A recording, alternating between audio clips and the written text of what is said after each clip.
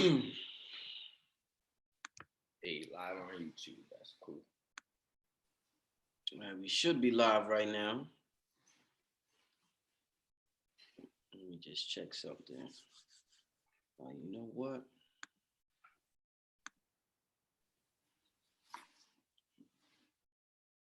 Peace to the YouTube family. George Macon.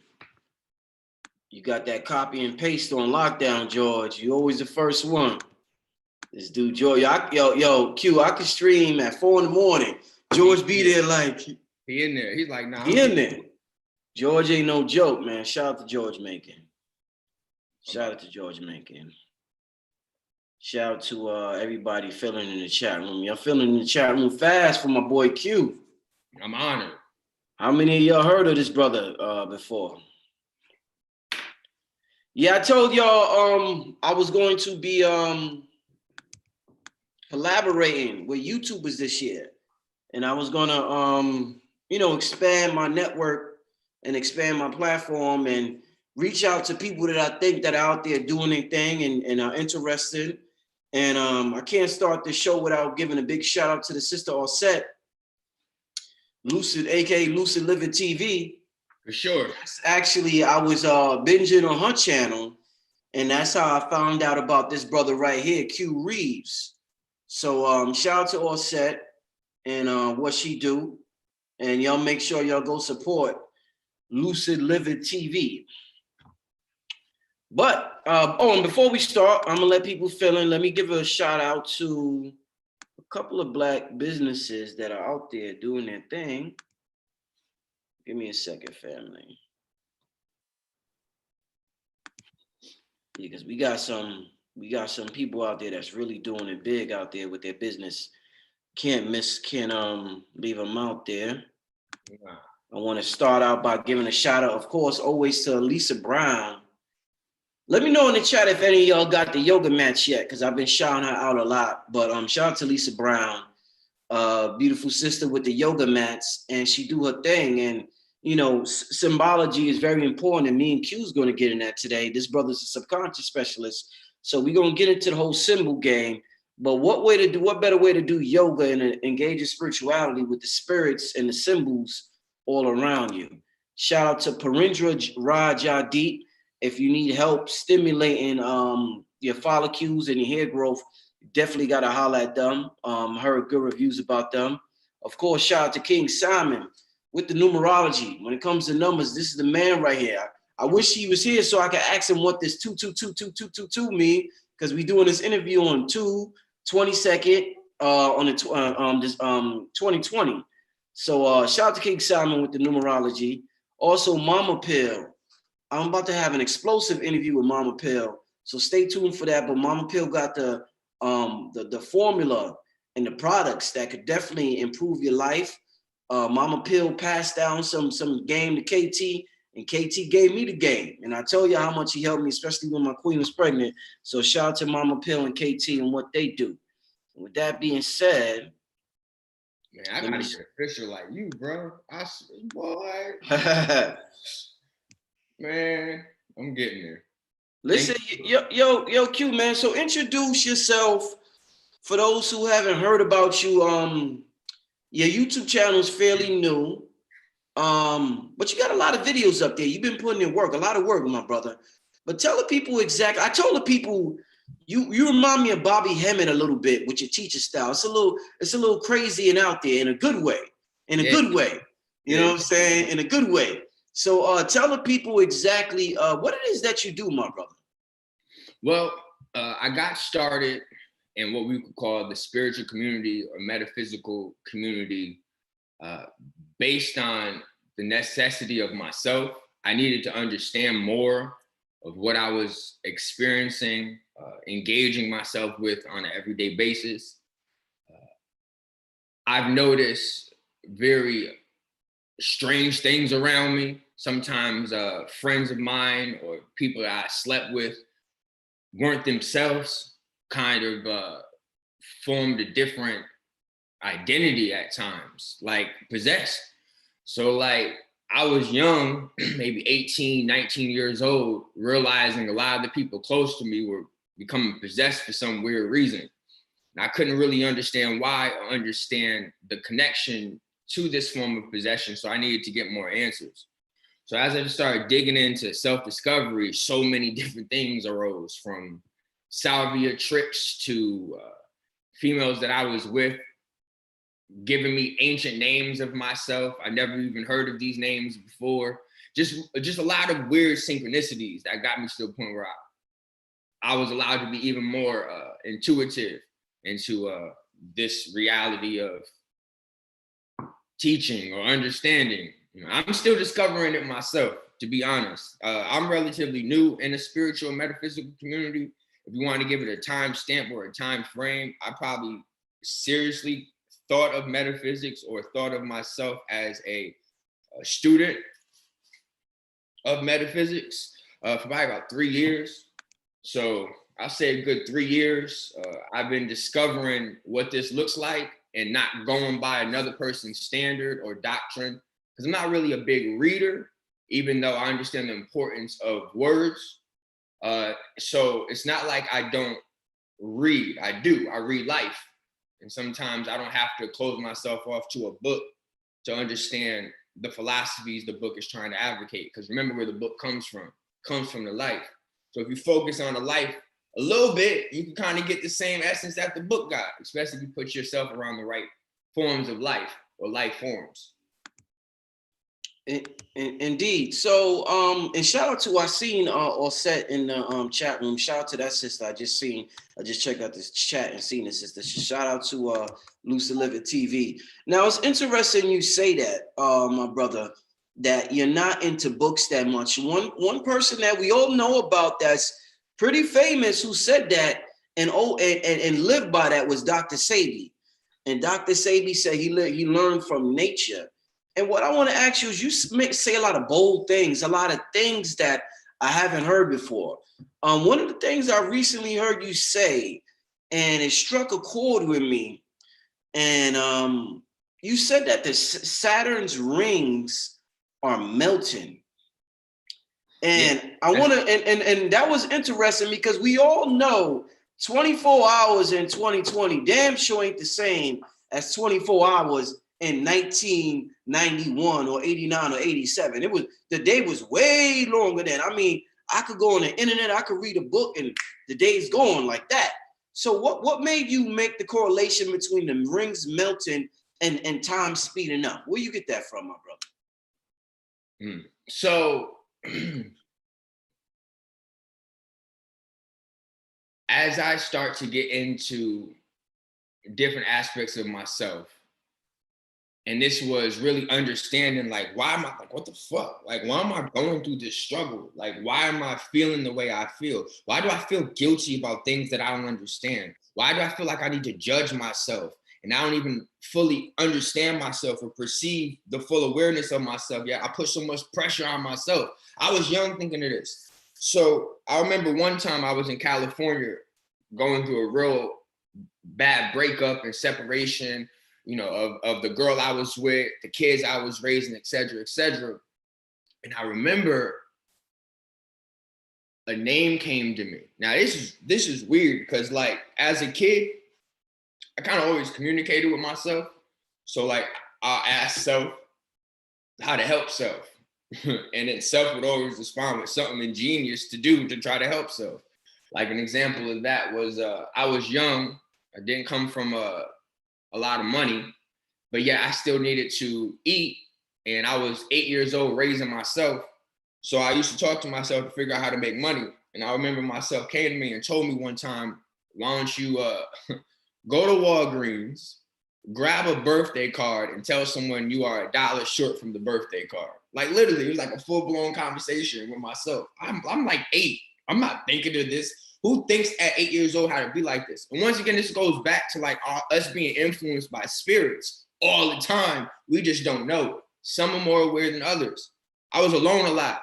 So when you alone, you have more time to worry about self and deal with self. 8 years old, you ain't usually alone by yourself. You got someone telling you what the fuck to do. Go wash the dishes, go do your homework, always dictating your reality as soon as you get in here, where I didn't have that option. I had more free thought, more free thinking. So anyway, his name comes to me.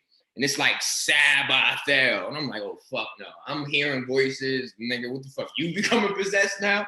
But I'm thinking in my head, like, if this is possession, then it's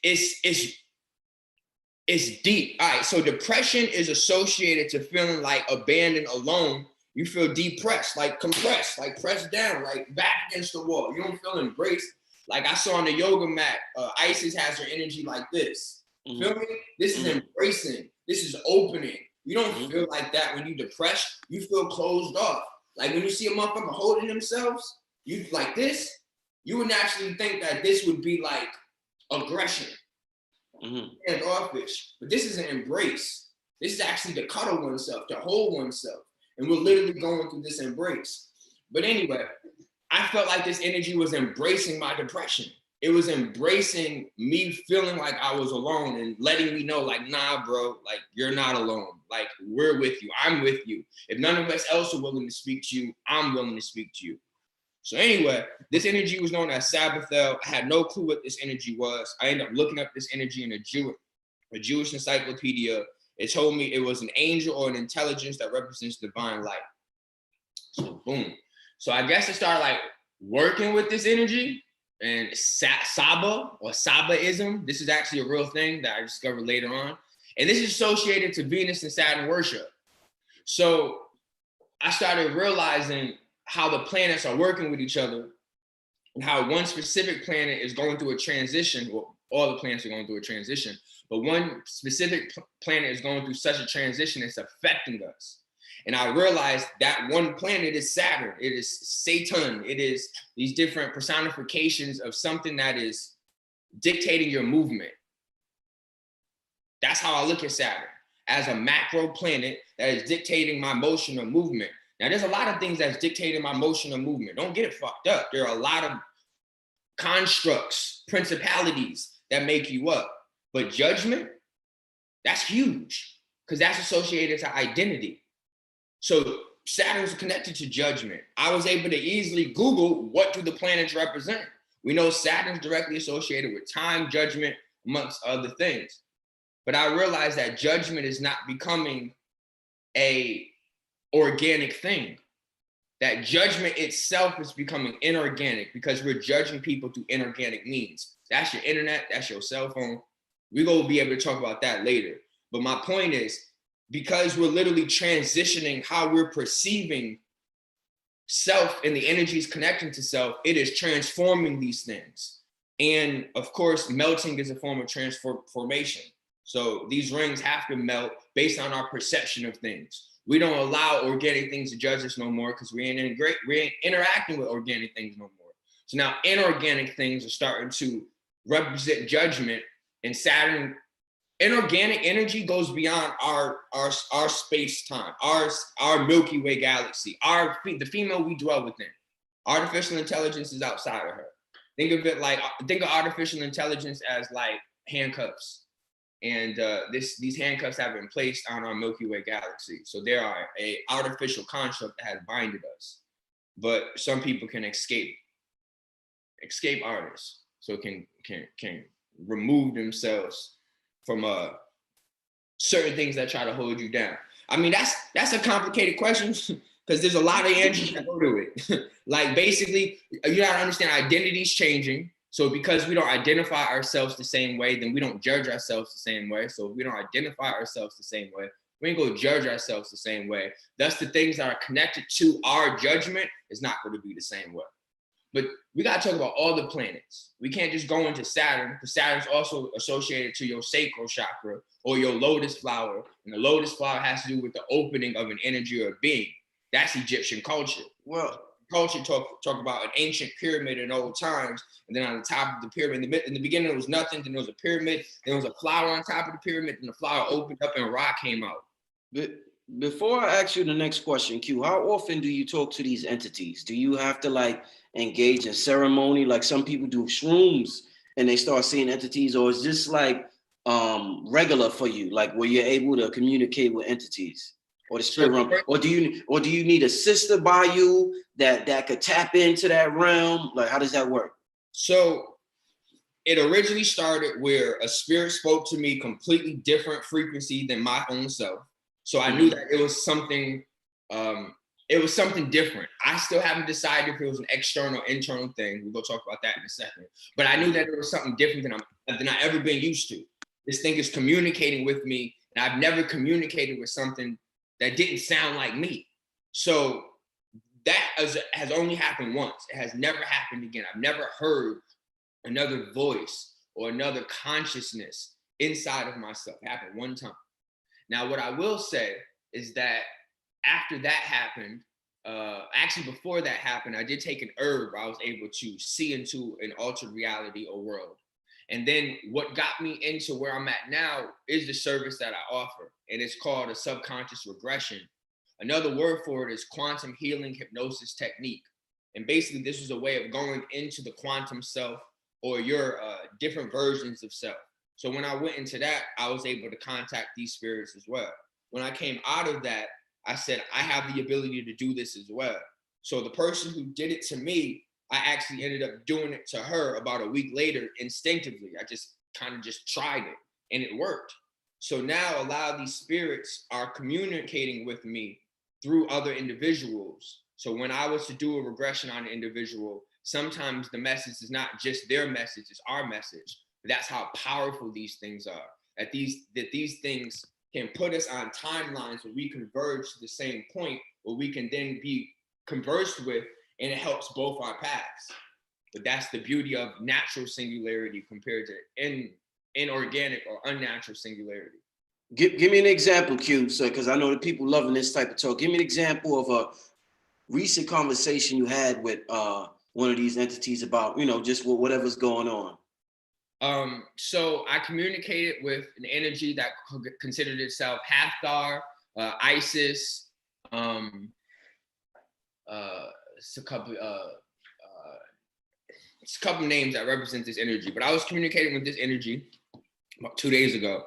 And this was through somebody else or through someone else. Okay.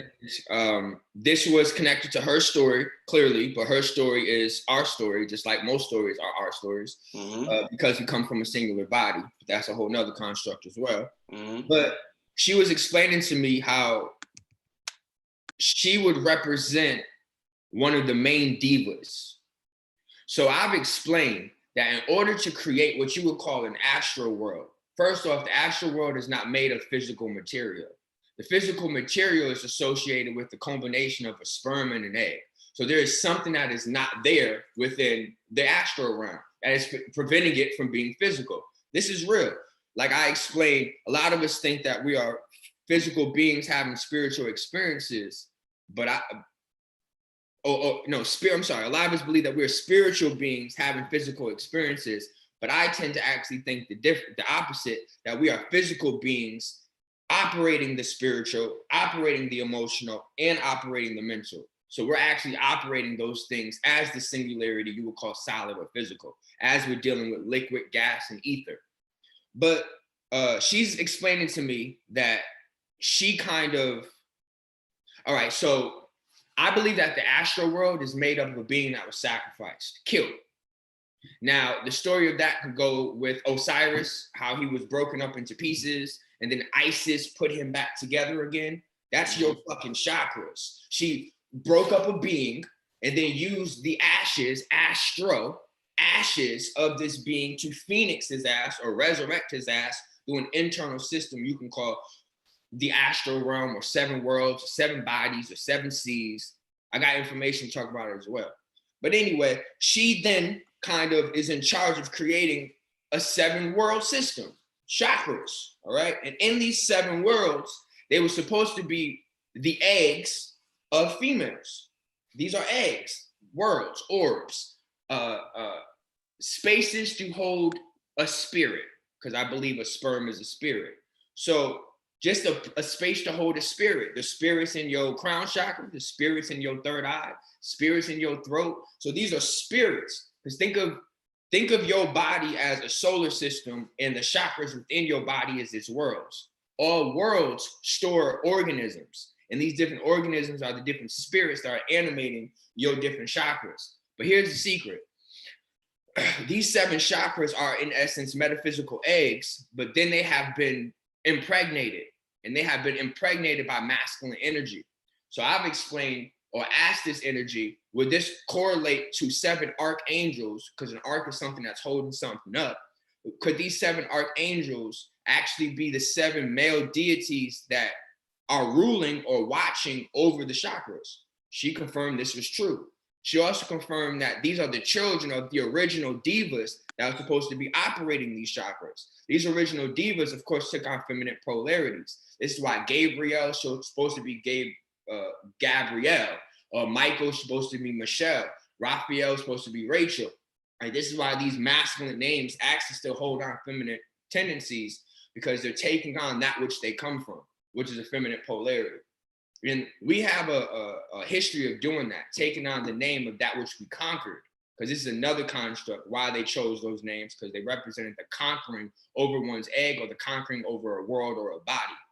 So these energies kind of represent conquering energy. But like I was explaining to you on the phone, I was able to break down how these words are actually operating different frequencies. Ka, ba, la, all these different words are actually animating different commands, and that it was the angels that used the power of sound or words to be able to seduce or open a woman's egg. But anyway, so what she was explaining to me is that what we would believe to be the astral realm are really just planetary bodies that are macro constructs that have to be able to control the microorganism, or actually not even the microorganism. These are macro beings that have to control the cosmos. We, me, you, the world, represent the cosmos. We represent cosmic makeup because we are made up of a duality, a macro and a micro world. This is what we literally consist of. And in order for you to control the cosmos, you have to be able to control things from within and outside. So I use the example, do you think the gadgets inside of this cell phone control this cell phone? Not really. But what the gadgets do inside this cell phone is create a good enough system to make you, the cosmic being, want to work it. But these micro cells are advocating ideas, or the equipment inside of the cell phone is advocating ideas that pull on macro constructs, that pull on macro bodies, that pull on the planets. And these planets are, in essence, animating themselves outside of you, but using the micro system or chakra system within you to advocate its agenda or plan. And then, of course, gods rule over these planets. Angels connect to different time frames. The sun goes below the ocean. I mean, there's a lot to talk about that, but I'm gonna take this shot. Yeah, good. While you take that, one thing you said that was also interesting, brother, you said only females can enter the astral realm. I don't know if I'm misquoting you, but if that is correct, a lot of brothers then said they enter the astral realm. So could you please elaborate on, that statement? Yeah, so the astral realm would be like a realm of thought that isn't really associated to action just yet, because it takes a memory to spark a thought. It takes the memory of the action to spark the thought, so that the thought then can come into actual form or action or act. Right. Okay. I believe that men represent the acts, while women represent the thought, while the child represents the memories. This is positioning. So it isn't to negate anyone's power or authority, or to separate the world into things that someone might have influenced you to believe, because this is my personal perception of how things work. It works in a triad: past, present, future, top, bottom, middle. So here's my thought. There is a being that was able to get into the astral realm. There's stories written about it. This being is known as Thoth. And Thoth was able to go to the gods and kind of converse with the gods, AKA go into the astral realm as a humanoid species, or as a earthly being. Let's just say that. Thoth wasn't born in the heavens. Thoth was born, on earth. And this is my point. The only way you get into the astral is if you connect to a bird, or if you connect to an ego, or if you connect to the part of your brain that represents a bird. Now, I think I can actually show that. Hold on, let me see how to do this.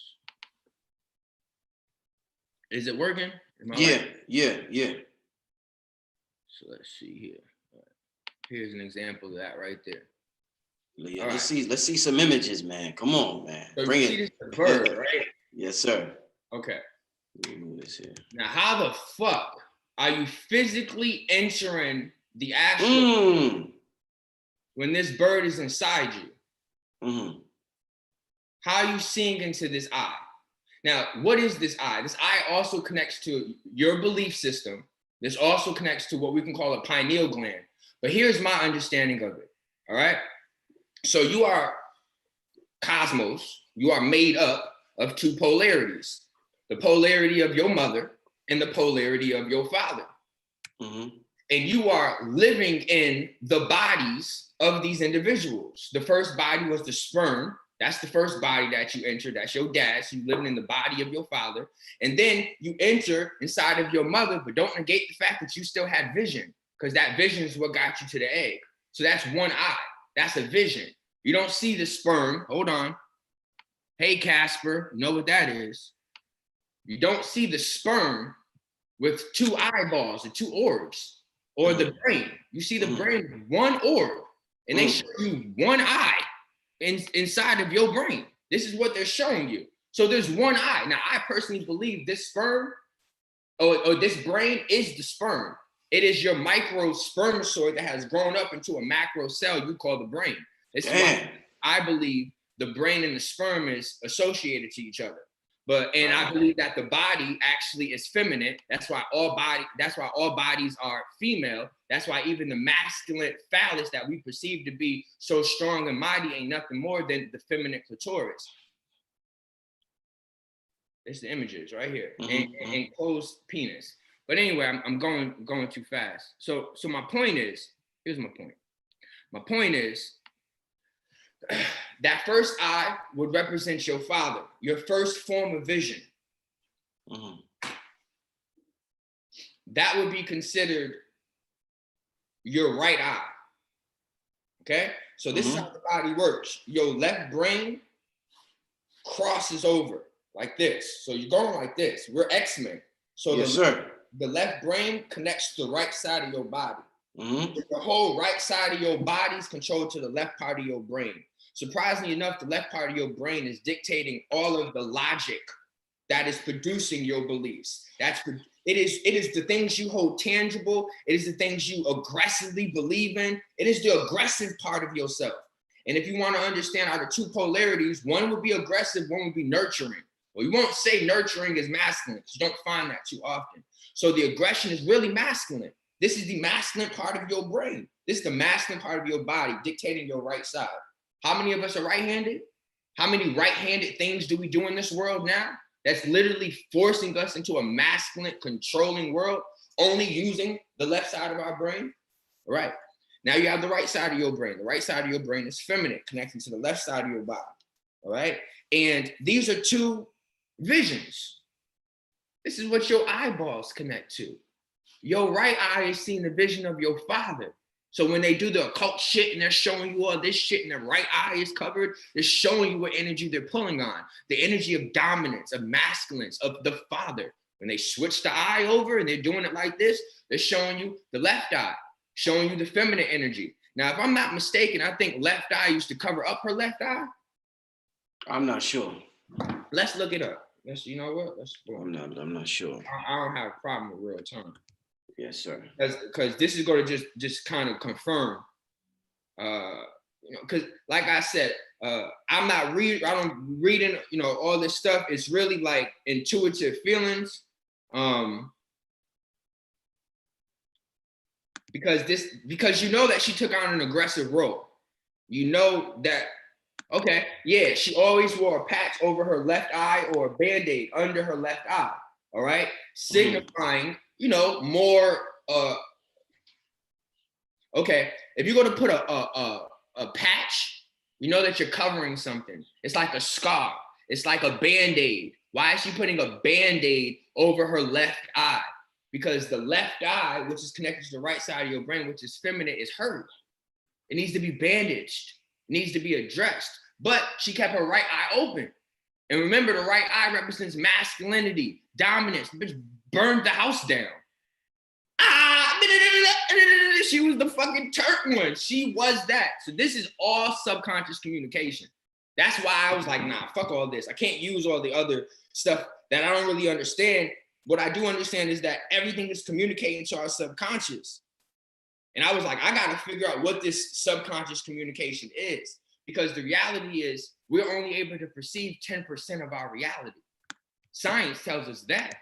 Now, slow down and think about that. Science tells you that you're only able to perceive 10% of your reality. Then I don't want anyone out here walking around talking about, I know. What the fuck you know? You know 10%. What you know? Your brain can't go beyond 10%. I don't want, show me. You know what 10% that you're able to perceive, while the 90% is cut off. Now, where's your proof of this? Well, you know that you get to see 10% of the internet, while 90% of the internet is considered the dark web. The dark web. Same for your brain. You get to use 10% of your brain. That's light. It's lit up. Hey, thoughts, ideas, fireworks. While the other 90% is your darkness, allowing you to see your fireworks. But once again, July is the number 7. 7 connects to a being that dwells within your brain. But we'll get into that too once I get there. So my point is, that's not it. Science has told us that we have got to view 10% of the known universe. So we actually only even got to view only 10%, while 90% is hidden. This is because this is the science of as above, so below. This is literally how things work. Right. So here's my point. So if your left eye is showing you the vision of your mother, I might have said that wrong. Yeah, left eye showing the vision of your mother, the right eye showing you the vision of your father, then where's your vision? You know, you living in shit that came before you. I didn't create this computer. I didn't create this fucking desk I'm sitting on, nor the glasses, the tea. I didn't create none of this shit. Where? My name ain't on it. So are we really even living in our own worlds? Are we living in the worlds of that which came before you? And they're keeping us locked into their thoughts. Because remember how this shit started. Before it was physical, it was a thought. It was a blueprint. It was an idea. Mm-hmm. So are we even living in our own ideas? Are we even living in our own blueprints? Or are we living in the worlds or the realms of our mothers and fathers? Now the question is, what happens when they disagree? What happens when your eyes no longer want to see the same thing? Don't we call that schizophrenia? They kind of arguing. Nah, bitch, I don't agree with you right now. I'm going to kind of see my own thing. Chill, Ike. Right, chill. Right. Like, so to answer the question, I don't personally believe that a male can just enter the astral world. I said a woman can enter it, meaning that it's like hers. It's like, you know, like shit, I'm entering my business. I'm entering my bank account. I'm entering, excuse my language, my pussy. I'm entering it. I'm welcomed in. So a male has to be ushered in, has to be invited in, because a male ain't nothing but a parasitic sperm that had to get ushered into the damn egg. It's the same concept. The egg is the astral realm. So are we willingly entering her egg, or are we forcing ourselves in? Are you willingly getting into the astral, or have you forced yourself in with rituals, with libations, with all the different things that, you know, I guess they can consider honor and praise? Oh, okay, so you doing acts to honor and praise me, then maybe I will let you in. It's just my thought, though. I'm a newbie here, so maybe. You know, Q. Wow. I mean, let me see what's going on in the chat. What's going on in the chat? We got about 600 people in here. People, what y'all talking about in the chat? Let me see what's going on. Keep them slides up though, Q, because them slides is them some excellent slides. Yeah, okay, yeah. Y'all gotta look at this. This ain't no joke. Why are we dodging our uterus? What the fuck? Why are we playing dodgeball with the womb? This is subconscious communication. When they have you look at a ram and they show you something called a Baphomet. Remember, Ba represents body. So when they're showing you the Baphomet, they're showing you your body and how something is charging.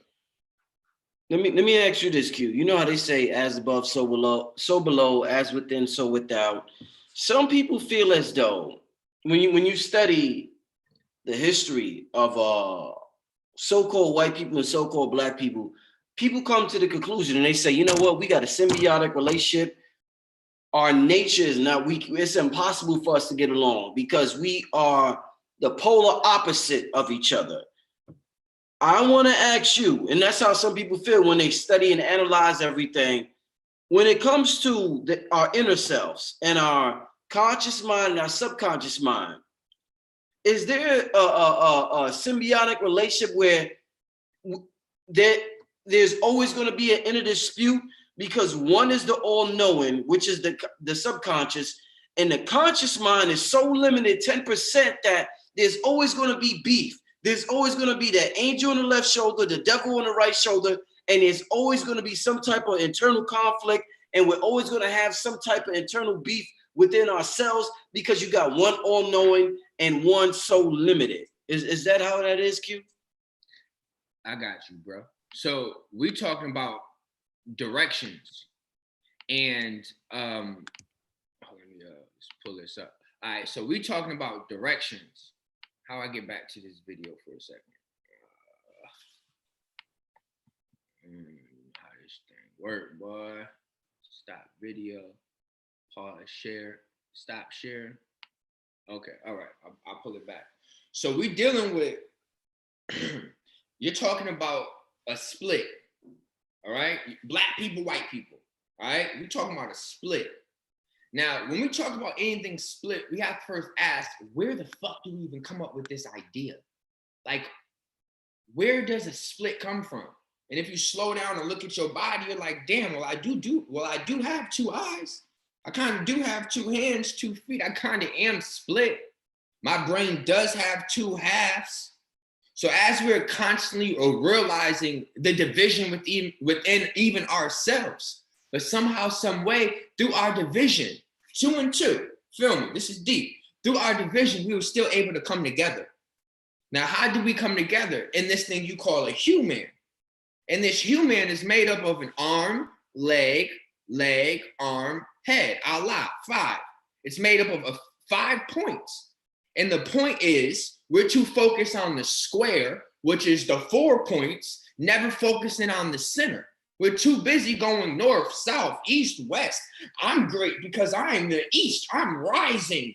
I'm great because I'm the west. I'm setting and bring your darkness. I'm great because I'm the north and I represent thoughts and the mental body. And I'm south and I represent the physical realm and give you your physicality. Like, this is the shit we're doing. And everyone's getting lost in egos and positions. And I'm better because I'm an Eastern this and star that. And oh my God, what the fuck?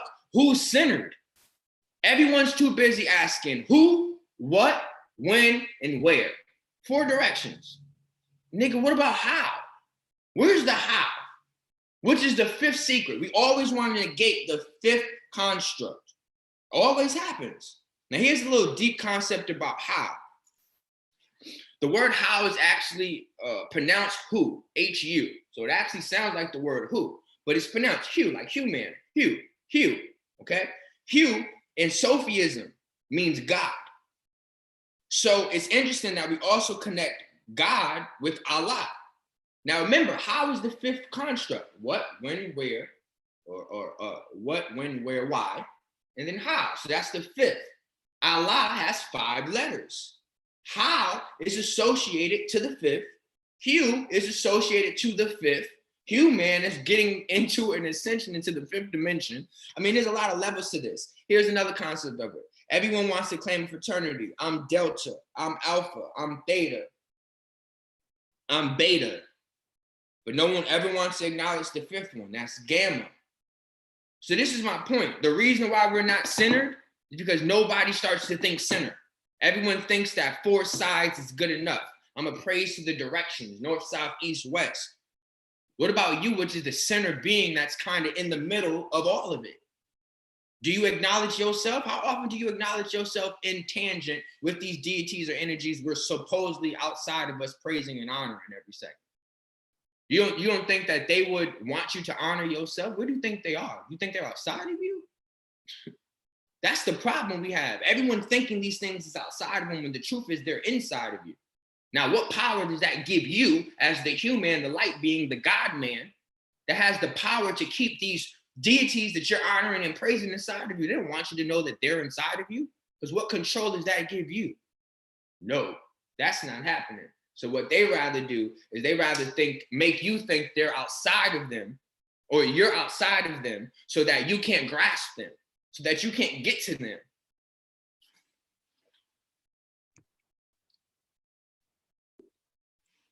Black and white is no different than white representing up here, because this is where your thoughts and your light sparks, and then the darkness is below you, the eggs, the womb. Certain people pull from below, certain people pull from above. This is the story of Thoth and Anubis. Anubis is a dog, aka a wolf, which represents the indigenous, which is what we are naturally, instinctive, indigenous. We don't tell me I'm fucking Pan-African or any of them weird ass motherfucking titles. I'm indigenous. Every goddamn inch of this planet is mine. Why the fuck do I have to categorize it?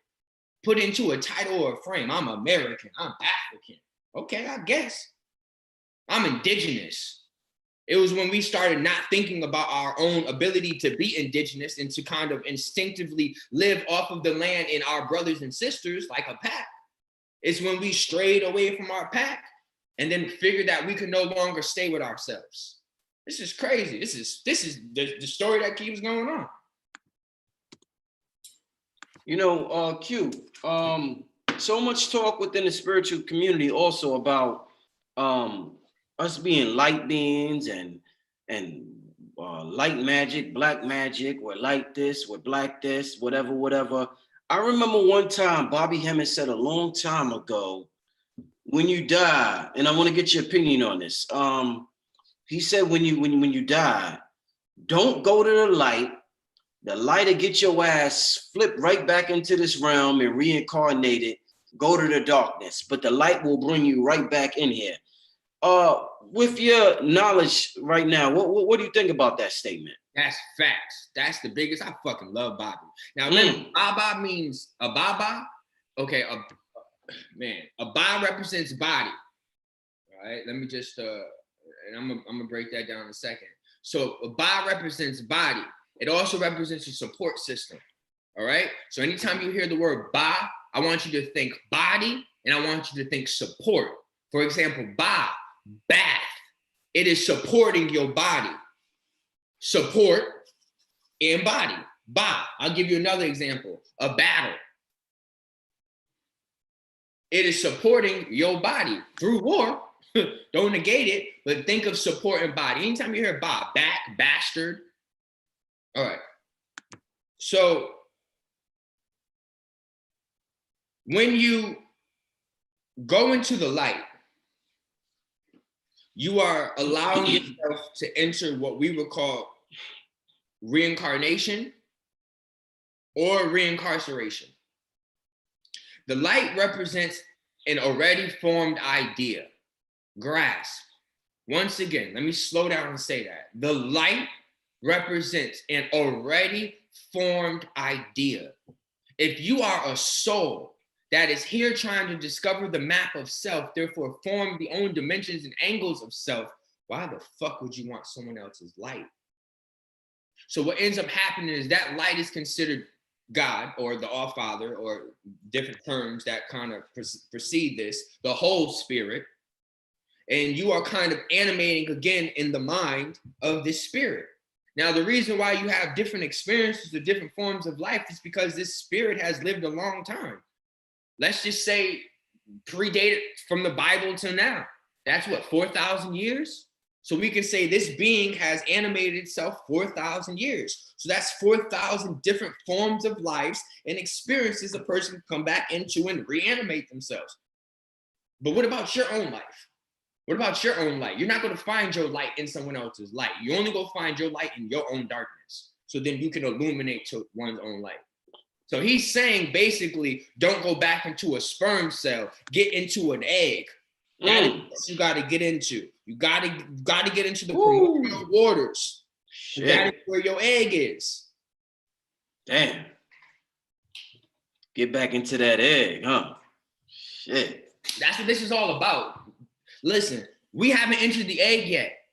So you're still swimming through the canal of a female, fighting and battling all the other sperms until we get to her, until we get to the hero. Don't that HERO? Her. to HEREAL. Woo! Q, man, come on, brother. Come on, brother. Don't drop it like that, man. Come on, man. So you're always trying to get to her, huh? Yeah, you know, a brother's whole life is basically built upon pleasing a woman, man. Thank you. If you think about it, your whole fucking life, all you ever do, you take care of a woman, you please a woman, you protect a woman. shit. By the time you be like, goddamn, what the fuck is in it for me? Okay. So I've explained this. Oh, my video's out. Hold up. Yeah. Go ahead, brother. All right, so I explained this. Men represent action. Now, what people don't understand is this is proof. God said, let there be light. That's a motherfucking action. But what gave him the thought? A female. Behind every strong man is a stronger woman. Behind every action of a man is the thought of a female. Now, what this female has influence to control your thoughts is a being known as Thoth. But he's a bird deity, no different than Horus. So she was able to influence the bird in your brain. We showed the picture already. So that's her world. She's already controlling your rise. Don't birds fly? So what I've noticed, all right. Take your time, brother, take your time. What I've noticed is that when a man has the ability to speak, he's only speaking these words into a focal point. Think of it like a microphone. Now, if I was to show you a microphone, has anyone ever noticed that a microphone looks like a dick? And on a deeper level, a dick ain't nothing but a clit. So a microphone is like a clitoris, correct? This is why Howard Stern did a movie called Private Parts where he actually was vibrating into the microphone, making a girl orgasm. I don't know if y'all seen the movie. I did. I understood the connection or the subconscious communication in that video, showing you that the man has the power to make a female climax. Sure, we know that through his mouth. Yeah, we know that. We ain't talking about oral sex stuff. A man can stimulate a woman's lower area through sound, through vibration, through his speech. That's hip hop rappers, ain't it? Every fucking girl wet off of Pop Smoke. Smoke. You know, R.I.P. I'm just saying, like, it's these sounds of these men that's getting these females going crazy. The problem is they sounds is low, therefore it's only hitting the lower parts of these females, the elves of them, the extra low frequencies. Not knowing that the clitoris is just a representation of the pineal gland. It's two pines, it's two stubs, one in your brain, one below you, and you need to allow a man to not only stimulate the instrument below you, but stimulate the instrument above you. That's the problem. No men are really stimulating a woman's mental no more. She's bored. You want to know what's wrong with our society right now? The female is bored. Divine feminine is bored because we have not done enough to acknowledge who and what we are. So she's bored. Don't let them with Forrest Gump and shit. Don't let them off the hook now, Q. They crazy like a motherfucker. Oh no. Now here we go. The reason why she's bored is because she doesn't want to take accountability for her own thoughts.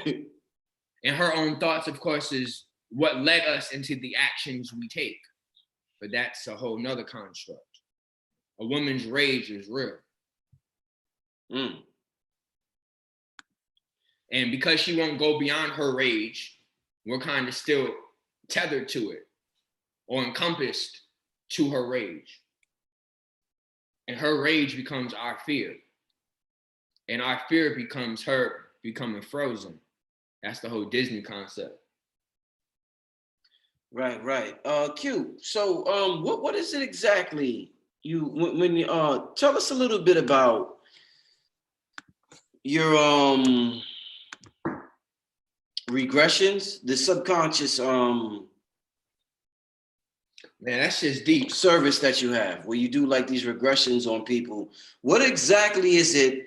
Somebody calls you, Q. What exactly are you doing? What are you tapping into? What should they be aware of? What should they look out for? What's going on when you offer this subconscious regression service that you offer? All right. So of course I start off with the basic generic. You're able to experience 10% of your known. You're experiencing 10% of your known reality, and the other 90% has been hidden. And we're going to explore the other 90%. You know, I hit that commercial shit. And then I tell them the way that we do it is very simple. It's through visualization. Now, visualization is a tool. And people are not realizing that the human body was built with 12 tools. 5 tools outside of you, 7 tools inside of you. And these 12 positions of your clock, of your zodiac, of your 12 strands of DNA, or your 7 chakras and your 5 senses, these things kind of make up your tools. But you would be like, tools? What the fuck I need a tool for? So what we're doing in life, we're trying to get into something. I told you, we're trying to get into an egg. So in order to get into something, you need a tool to get into it. If I need to get into this computer, I need a password. That's still a fucking tool. If I need to get into a lock, I need a key. If I need to get into a safe, I need a combo. If I need to get into a female, I kind of need a phallus, a tongue. You need something to get into something. So these become tools. So you're trying to get into your subconscious. That's what I'm trying to help you get into. So what tool do you need to get into your subconscious? Well, there are 5 tools outside you. These 5 tools outside you are doing the same thing. They're trying to get into you. What is trying to get into you? Music is trying to get into you. You know how we talked about sound? Music is trying to get into you. How is music trying to get into you? Through your ears. That's your tool. Through your sense of sound. That's your tool. It's getting into you. It's awakening you. You're discovering yourself through the tool you call sound. You're discovering yourself through the tool you call taste, through the tool you call touch, through the tool you call vision or sight. Now, out of these 5 senses we have, one sense is kind of predominant, one that we kind of is aggressively trying to get our attention, is aggressively trying to be in charge of the 5 senses. That's vision. Vision is always trying to project itself on you, show you its vision, show you its ideas. Show you, what's a vision? Like, slow down, let's think about this. What's a vision? A vision is an idea. Well, what's an idea? An idea is an instruction. Well, what's an instruction? An instruction is a guide. So it's like a guideline. It's like an instructing line. It's like an idea to put you online. That's literally what vision is doing. And remember, we're living in other beings' visions. Now, if vision is important outside of us, would you say vision is important outside you, Rich? Yeah. So if vision is important outside of us, we know the law, as above, so below. So if vision is important outside of us, then vision also has to be important inside of us, right? Indeed. That's not as above, so below. But then I need proof. Because if we're in a world of proof, I need proof. Yes. Show me proof of internal vision. What you that's a third eye. That's a hidden eye. What you talking about? That's your third vision. That's your internal vision. They show you that. And then even crazier, they show you that in your chakra chart. Showing you that your chakras is the tools inside of you.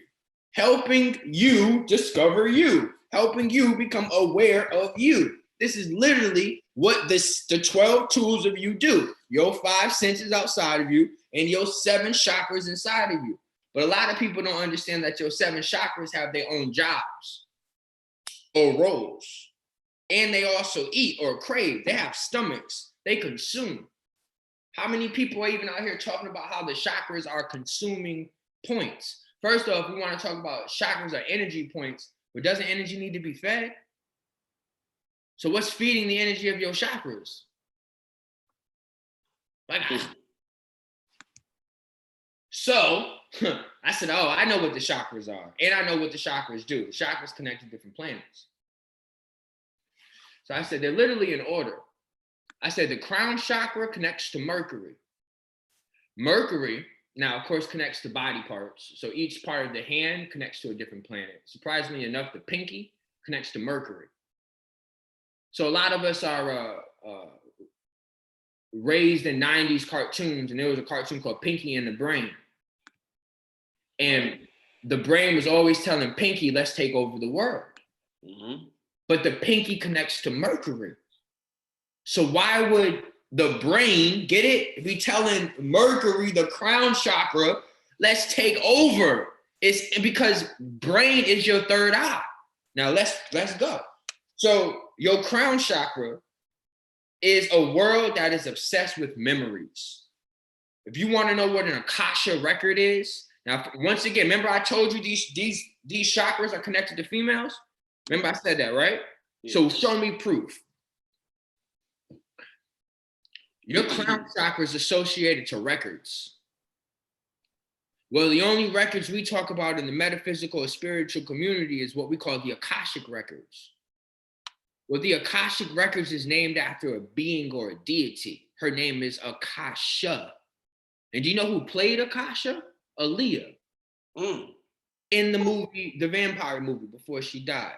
Because it is actually vampirism that we're dealing with. That's a whole nother construct. But remember, a page needs ink. Yeah. Ink represents blood. Yeah. They're dealing with the blood of a being known as Akasha. She was sacrificed.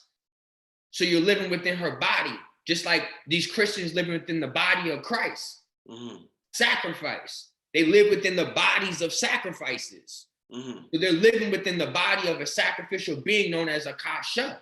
That is being vampirized or vampirizing you, because you got to know a thing to know a thing. So you can't vampirize others if you haven't vampirized. You can't enslave a race if you haven't been enslaved. That's a whole nother construct. Shit. So Mercury associates to memories. So beings that associate with Mercury or work with the planet Mercury or work with the deities that connect to Mercury are obsessed with memories. They are obsessed with gaining the memories of all timelines. You want to know who's fucking with Mercury? CERN. CERN is obsessed with CERN is actually no, not CERN. The hydro kaleidoscope.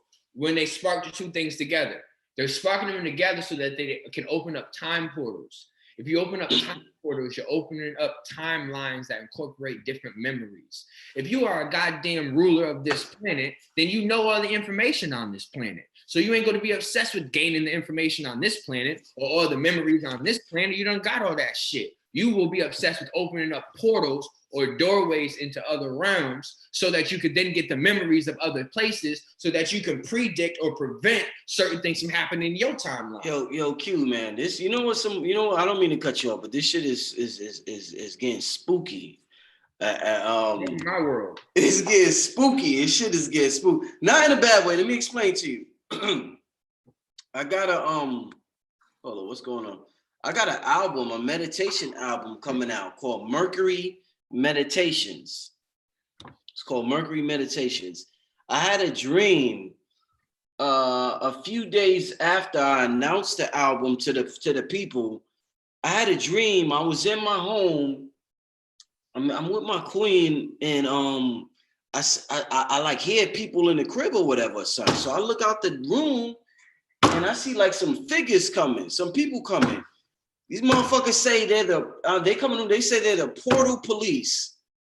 Portal police. So when you mention portal and you mention Mercury, it just brought back that memory. I wouldn't even have too much. All right, so I wouldn't even said that. I would have never said that. But the way you said it like that, I'm like, I might as well say this shit. Motherfucker said they was the portal police. Time cops. There's literally a movie called Time Cop. These are time cops. These are adjustment bureaus. That's another movie about it. These are men in black. That's another they are governing the black and white spectrum. Remember, Mercury is separated from the body. Remember, the crown chakra is separated from the body. So this is going to be an entity that is separated from our body, aka our reality. So other beings that are obsessed with memories, the Queen of England, she's obsessed with memories. She sits on what we call a Montauk chair, where her DNA allows her to activate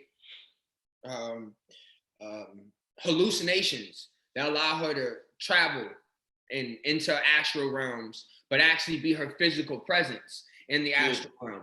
Another thing a lot of people don't really pay attention to, when they do enter these astral realms, very seldomly do they enter these astral realms in their physical body. They're actually animated within a different form. But a lot of people aren't. How often do you look down at yourself?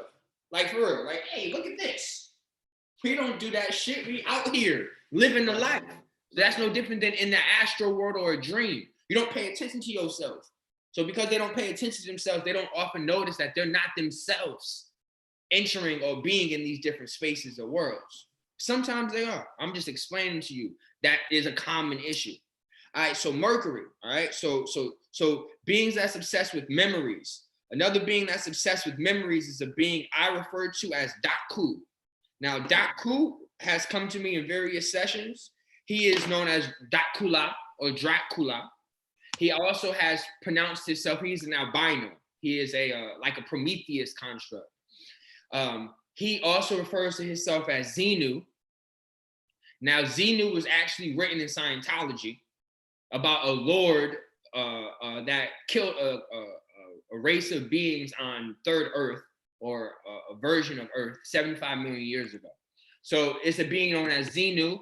There's a being known as Daku. But any of you that follow the Sumerian text, he also refers to himself as Anu. So Anu, Daku, Xenu is a being that's obsessed with gaining paperwork. Now I want you to process this. This shit's deep. Daku is a being that's obsessed with documents. That's why we use the word documents. Documents. Yeah, I heard that. Our birth certificate is a document. Yeah. Our driver's license is a document, and our currency is a document. So this being is controlling us through documents. But this is Mercury working with the moon, because you also understand that document is called Mooni or money. So that's also showing you a deep construct as well, that our memories are directly working with the moon.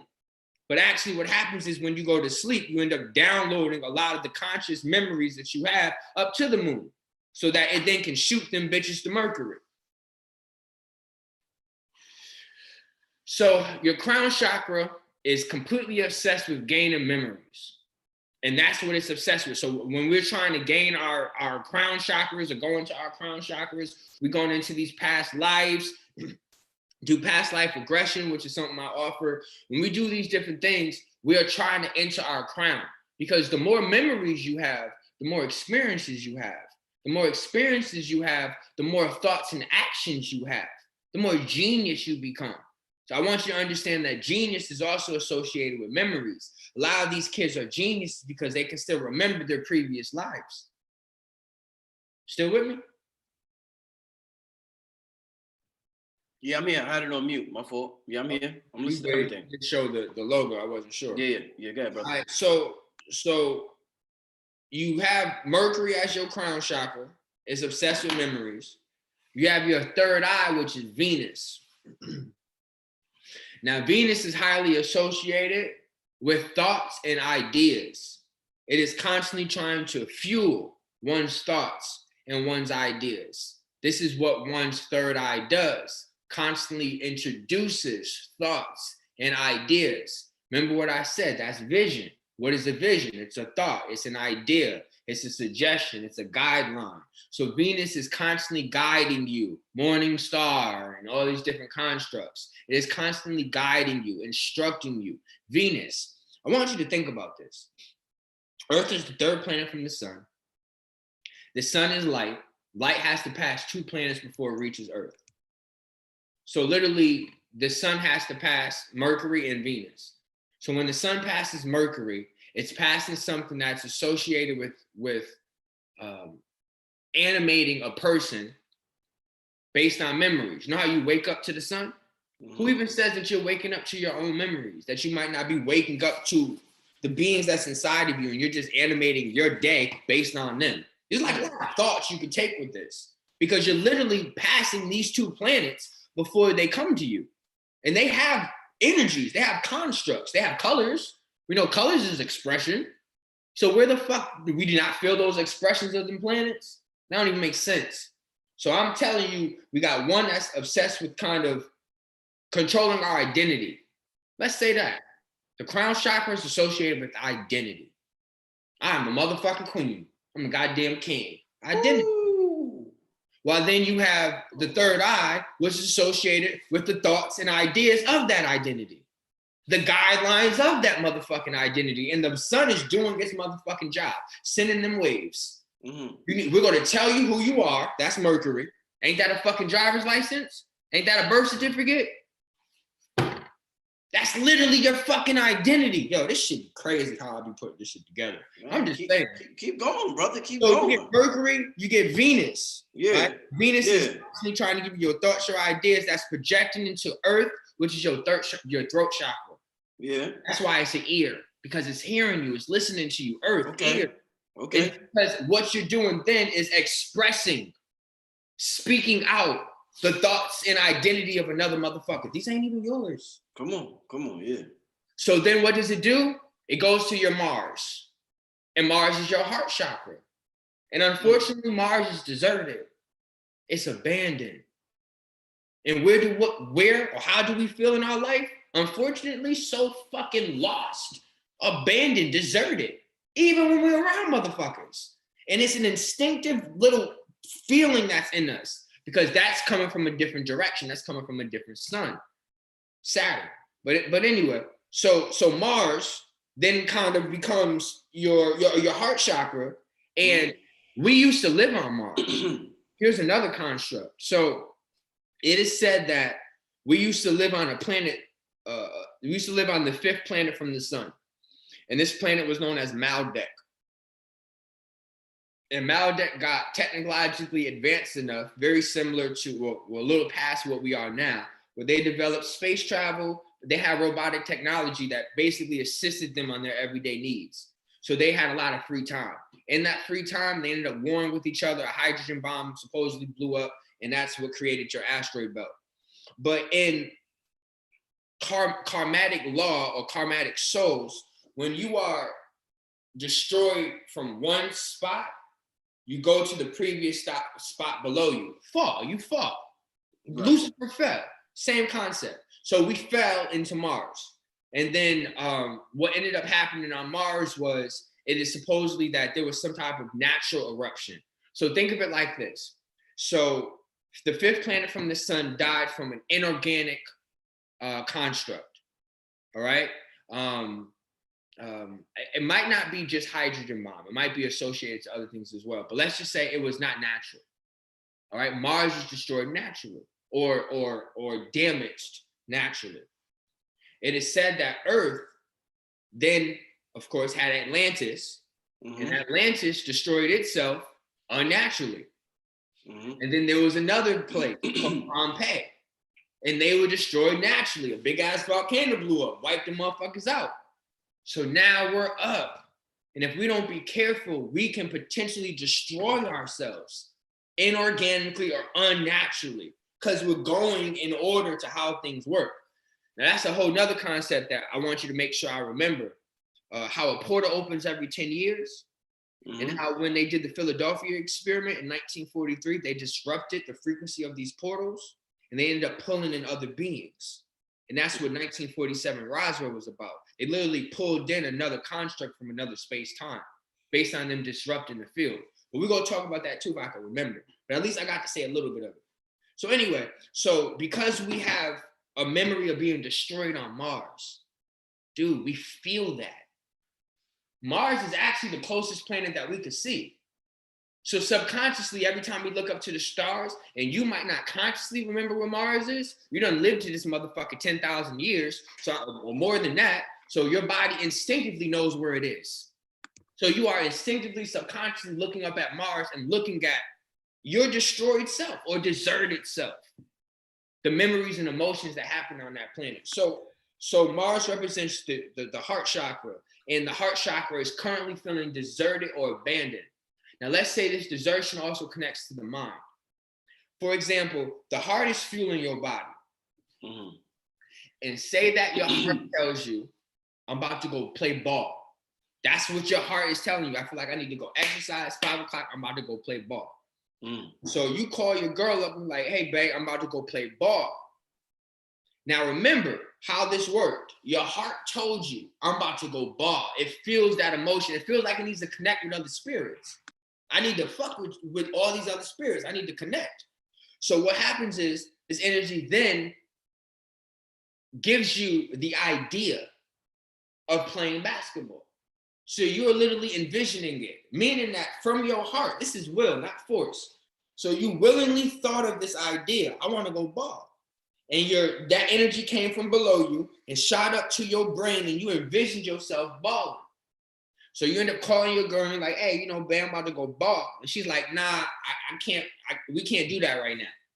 I need to go get my nails done, you know, and we have to go shopping for such and such, So what just happened was you just basically told yourself, or your body done told yourself and envisioned yourself going to do something. Yet, when it comes to that time, your mind and body does something completely different. So because your mind and body's doing something completely different, your mind is enough to confidently trust what happened, but your heart don't trust you no more. Your heart is not trusting your brain. It's like, nah, I done showed you what we can go do, and somehow, some way, you done created a whole alternate to what the plan was. The heart feels deserted. The heart feels abandoned. I done gave you an idea or a construct, and you deserted it or you abandoned it. Shit's crazy. So the next construct would be the solar plex. So basically, identity or memories, thoughts and ideas, expression or communication. Now remember, these are superpowers. If you were able to unlock all your memories, you would probably have access to more than 10% of your brain mass. But because we go through a reincarnation period where you forget everything that you did in a previous life, it's almost impossible for you to tap into past the 10%. So Satan has you.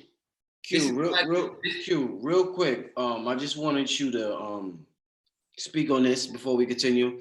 A lot of people in the comment are saying Mars is not the heart chakra. It represents war. When people think about Mars, they think about war.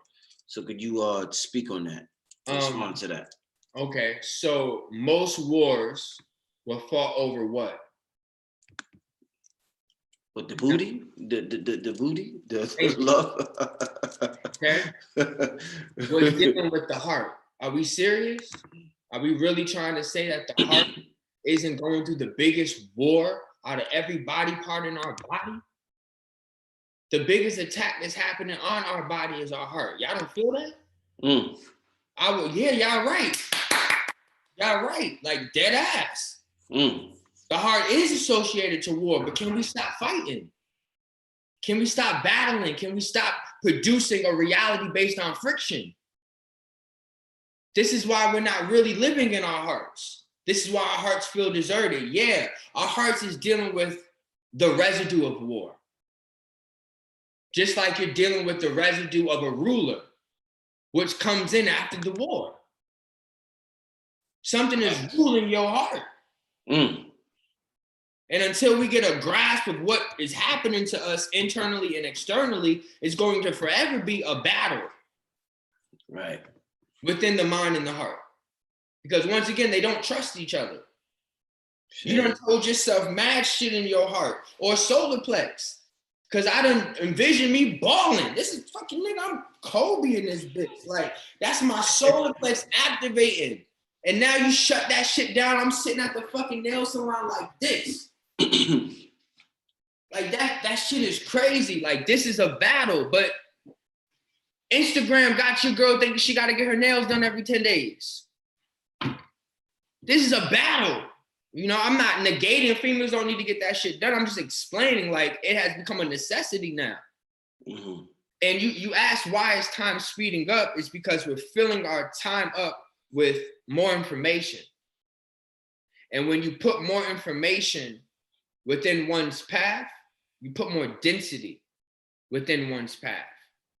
And density affects time. We know that in science. Now, I'm not a scientist. I didn't finish college. But I remember when you put a planet and they show the little grid and the okay, all right, here's proof. On different planets, there's different time frames. Mm-hmm. Different planets are bigger or smaller than other planets. Mm-hmm. So the density is literally affecting the time. So as you put more information on you, you put more density on you. Therefore, you are affecting time. Because we're gaining and getting more information, we are speeding or accelerating our minds within this time. But I also explained how the body is not used to the acceleration of this time. So our bodies is actually going to move a lot slower than our minds are.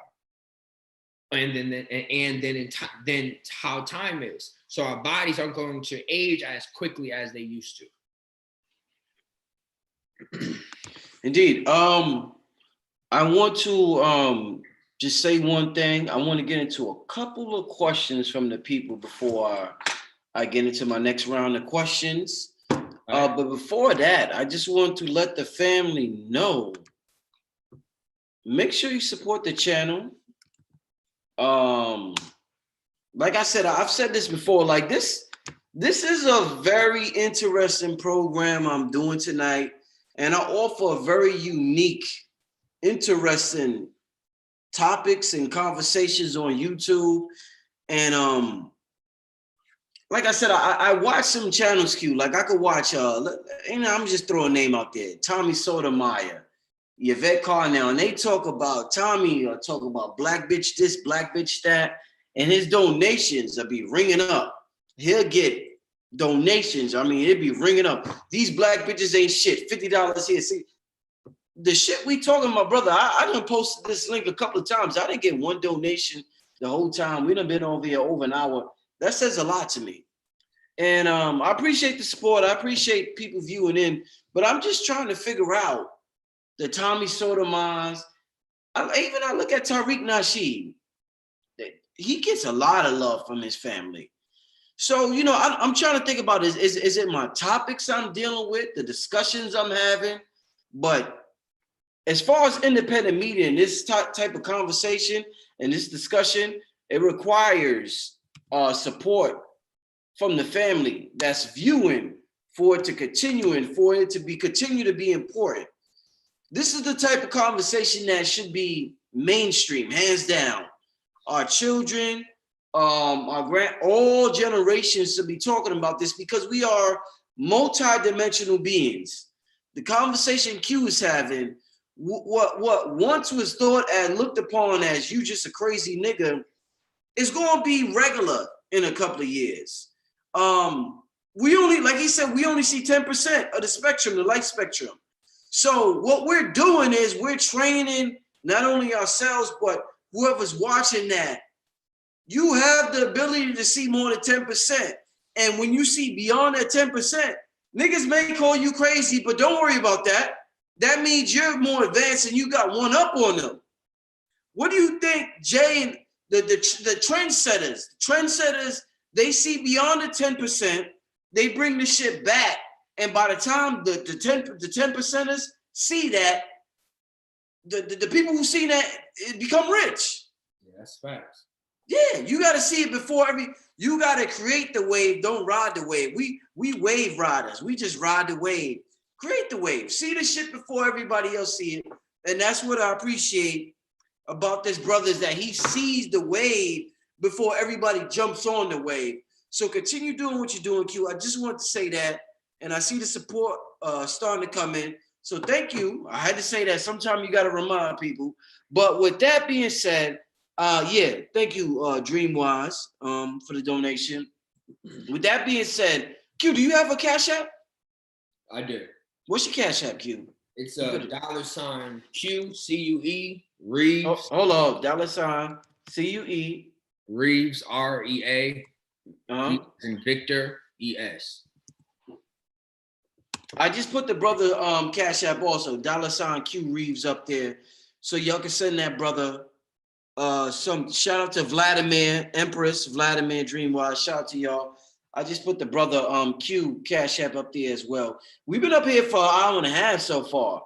We're gonna go. I told the brother we was gonna go for 3 hours, but I need to feel the love. If the brother tell me, yo, Rich, you said that and they showing me love, I'll go for 3 hours. But I need to know y'all showing love. So hit up the brother. But with that being said, we're gonna take a couple of questions. Before that, one thing you said, I just want to make a comment, Q, before we take a couple of questions. One thing you said that was interesting. I was watching your videos, and say the name of your YouTube channel real quick. CueReaves, the same thing, CueReaves? It's CueReaves. It's typing the same thing, CUE. Like to cue in thought or to cue in the subconscious, you know. Okay. Like alert.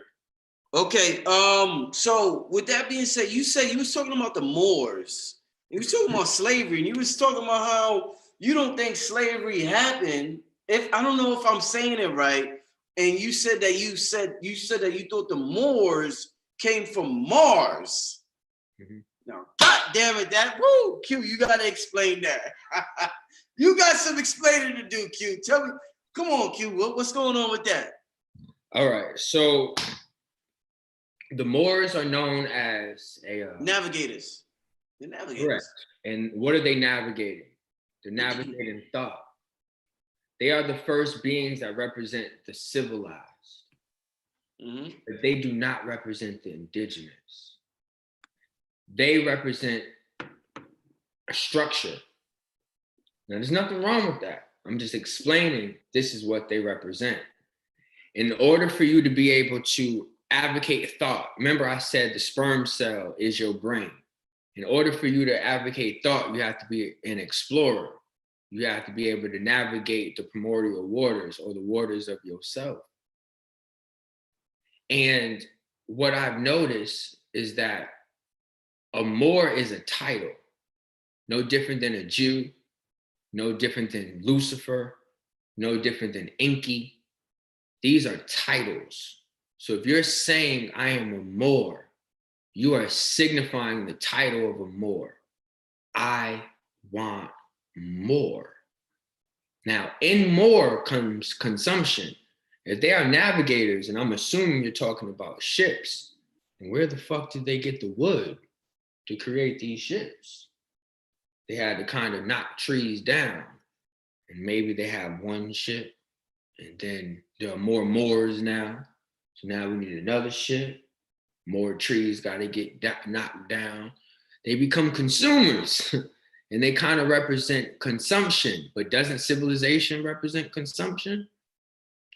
So my point is they are a race of beings, whether black, white, or other, who knows, it's created the idea of consumption, of exploration, of navigating oneself and no longer being stuck within one construct or space. I honestly think Moors, and this is just my opinion, are descendants of what we would call Lucifer. He represents a Moor. He wasn't content with his space-time or paradigm. So he signified he needed more. So he might have created what you would call a Martian or Mardekian. And a Maldekian is a priesthood. That's what you associate Doctor Strange to. Time jumpers, loopers, and dialers. And, I just believe that they are what introduced, the Vatican to its principles. I mean, I guess that's proven. I mean, that's some deep shit. Q, The, you said the indigenous Lucifer wanted more. He wanted shit, man. Your thought process is very interesting, brother.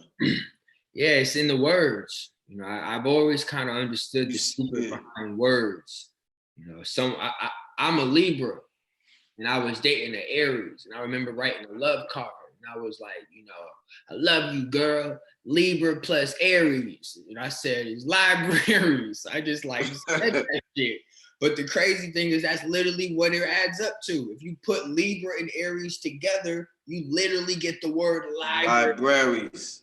Crazy. I just started really being able to get good with these words and understanding how these words, you know, a letter is a symbol, and symbols have many meanings. Indeed. Think about how these words have many meanings, how we might be seeing things from left to right consciously, but subconsciously we might be seeing things from right to left. So a lot of these words may be presenting subconsciously different messages. You know, we're gonna get into questions right now, but you was talking earlier, just some quick game for the family. You was talking earlier about the left and right side of the brain and then being masculine and feminine.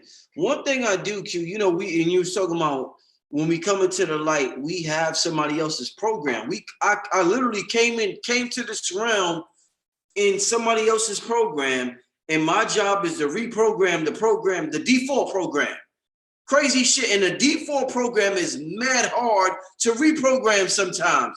Crazy shit in the world. But anyway, one thing that I do personally to activate the other hemisphere of my brain is I write with my left hand. So one of the things I'm going to do with my son is 15 months now. When he does start writing, we're trained. Teach what side is your child? What hand do they write with? My son is going to write with both hands down. Mm-hmm. So he's going to write with his left hand. And we only use, like, say you brush your teeth and you're right-handed. Nobody right-handed brushes their teeth with their left hand. So we have to get you. I feel as though one way to activate that other hemisphere is to use the other part of our body, which we just, you know, we totally ignore. We act like our left side, if we're right-handed, our left side is incapacitated. So I write all the time with my left hand. I do a lot of shit with my left hand to activate the other hemisphere of my brain. But it was just interesting. No, that's okay. I don't even have to. Everyone remembers the Black Panther image. I think it's Huey Newton, where he was sitting in the chair holding the two spears. Yes, sir. Yes. All right. Now remember this in Black Panther too, right? Yeah. All right. This is an ancient Egyptian artwork as well. They understood the science of holding up two items with both hands, working both hands. It is literally in the science. We have to start seeing the symbology for physical acts and stop going, like I said, we're so quick to think spiritually first and not how it affects us physically. Okay.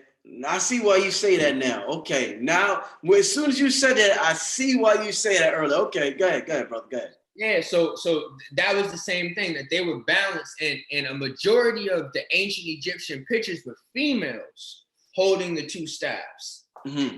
Now, when you saw a man holding the two staffs, how did he hold them? He crossed them. Why? Like Osiris, showing that he is connected to the X chromosome. Why the fuck you need the Y if the X is 10 times bigger? Showing his connection to the female. See, the big thing is about feminine honor and worship, because that's why the judges wear gowns. That's why George Washington wears a wig. Shit. The whole concept is to honor the feminine. And is that why we do? The Freemasons, I was on 2/5 one time with Sarnetta, and they doing a ritual. They outside dressed like women. Yeah, with gowns. They wear fucking aprons. What you mean? They wear aprons. The only in the 50s, females wore aprons. Aprons is a feminine construct. They wear aprons covering their genitals. That's the whole concept. I have to run to the bathroom real quick. I'm gonna be right back. Good. Okay, my brother. Man, yo, wow, this is an amazing. This is amazing, man. I'm grateful. Like I said, family, for the rest of the year and just from now on in general, I am going to reach out to collaborate with other YouTubers out there. So people are sending me suggestions. I see your suggestions. At this point, I'm real picky because of, you know, everything that has happened within the community. And I'm taking my time, and I've always been picky. Oh, one person I'm thinking about having on next. I got to reach out to her. I talked to her last year briefly, but I want to get her on here is Chef Aki in terms of health. So stay on the lookout for that. I'm gonna reach out to that sister. But yeah, this brother here, I seen him and he reminded me of a young version of Bobby Hemmett, the way he accesses information. And I feel as though Bobby used to always say, man, Bobby always had a sister who was a channeler next to him. And she said, when he said, I talk to the spirit realm, he would talk about a sister that he had that was a channeler. So if you knew Bobby from way back in the day, you know what I'm talking about. He didn't talk about that later on. He just teached. But in Bobby's earlier teaching, he would always talk about how he had a sister that was a channeler and she would channel information for him. And then when I seen Q doing that, I was like, oh shit. And Q was a little out there with his shit. And just the way he talked, I'm like, yo, this is this young Bobby right here. Okay, I need to, you know, I need to, I need to talk to this brother. So with that being said, go ahead, Q, because we about to get into a few questions. But go ahead, my brother. Yeah. Where we? That's good. I think I don't remember where we left off. Okay. Well. Okay. With that being said, family, give me a couple of questions. We're gonna be on here for about Q. How's it? Are they showing you love on the Cashapp? I want to know that. Are they showing you love? Are you able to tell? Do you have the notifications? Yeah, for sure. I just got 7 notifications. Yeah. You got 7 notifications. Yeah. All right, so the family is showing Q love. The family is showing Rich love. That's what I'm talking about. Yeah. I need to know that, and we will continue with this amazing information. Ain't no sense if motherfuckers talk about gossip and they get love. Shit, we need to get some love as well. Well, the problem is a lot of the people, our predecessors, have created the stigma to think that we cannot still have a comfortable life while still helping and assisting. That's facts. Yeah. And I never understood that science. So you're going to let your pastor have a comfortable life. You're going to let your president have a comfortable life. Go let your motherfucking boss have a comfortable life. But the niggas who's here trying to save your soul, trying to awaken the maps and stars within you, can't even get no love. What does that say about the world we in right now? The poor righteous teacher mentality. Poor righteous teacher mentality. So the thing is, that's a slave mentality. Yes, it is. I think that we have to show honor and love to the slave master and not your brother who is right there with you, shoulder to shoulder. Indeed. So with that being said, listen, give me a couple of questions, family. Good questions. Don't give me no bullshit. Give me some good questions for the brother Q.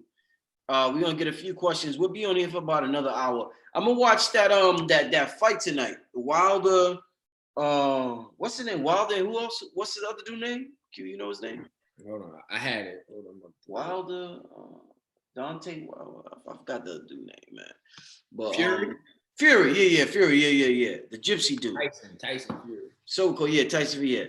Give me a couple of questions, family. I want to hear some metaphysical questions. Y'all got some metaphysical questions? Let me see what they talking about.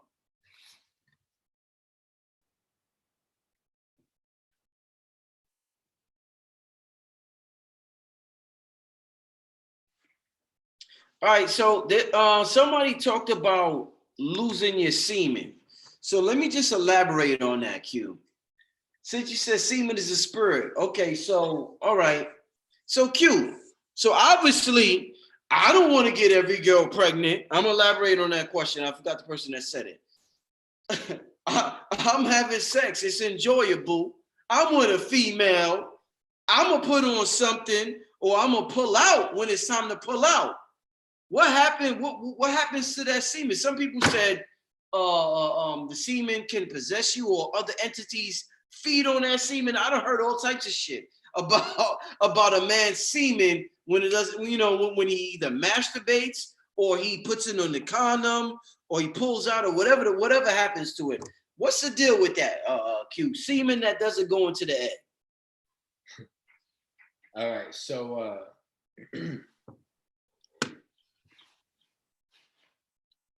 don't hold back, Q. Come on, brother. Talk to them entities, brother. Talk to them. Come on, brother. Because I'll be yelling. I'll be like, you know, if it wasn't for the woman, if it wasn't for your Christ, if it wasn't for your Savior, you just come on a napkin. Like, I'll be yelling at that. I'll be saying that in my video. So I'm laughing. So once again, we're going through the journey of an egg. Yes, sir. Not everyone gets an egg. So because we're dealing with memories, because I just said the sperm is holding on to DNA. That DNA is the memories of that which comes before you. So because you're holding on to memories, you don't think you're going to have the memory of not reaching the egg. Now, you not reaching the egg had to manifest itself into various acts. We are still imaginative beings. We still have the ability to release oil from our pineal gland, which creates what you call imagination or vivid or lucid dreams or visions or things like that. Mm-hmm. So my point is, all this is a fucking illusion. This is the secretion of our brain. The reason why they try to calcify our pineal gland is to prevent us from controlling a majority of our vision and for us to now conform into a vision that's given to us by an artificial intelligence. But this is the whole restructuring of our DNA now through 5G and things like that. But my point is, this still has to manifest itself out in some type of act. Just like getting killed. Some people live 100 years, some people die at 2. Just like sperm sometimes you hit a napkin, sometimes sperm swimming its ass to the egg, and that takes a little longer. So that sperm has actually lived a little longer than the sperm that's on the napkin. So I'm not going to tell you what happens to the sperm or anything like that, but what I would tell you, what I would assume that it gets absorbed within an even bigger egg.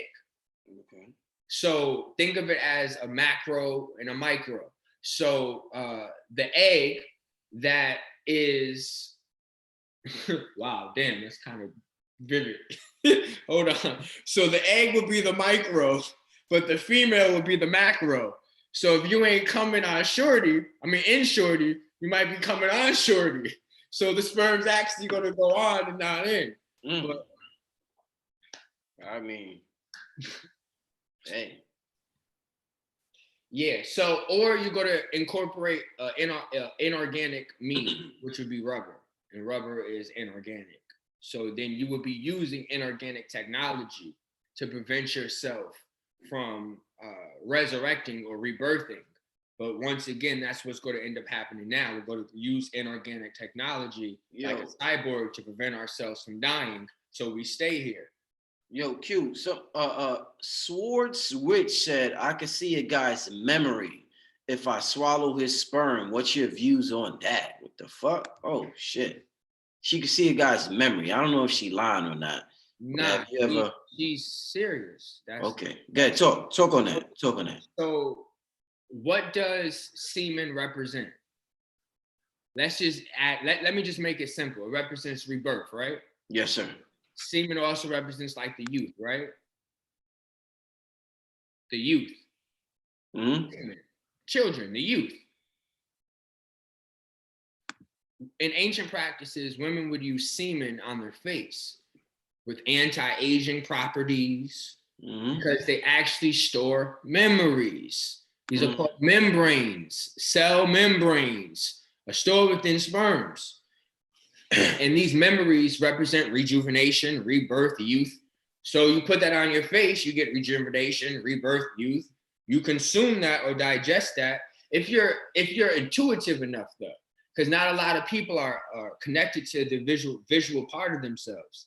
So she probably meditates. She probably does something, or maybe it's maybe naturally in her, her DNA or her internal clock is geared up appropriately so that she can tap into these type of visions.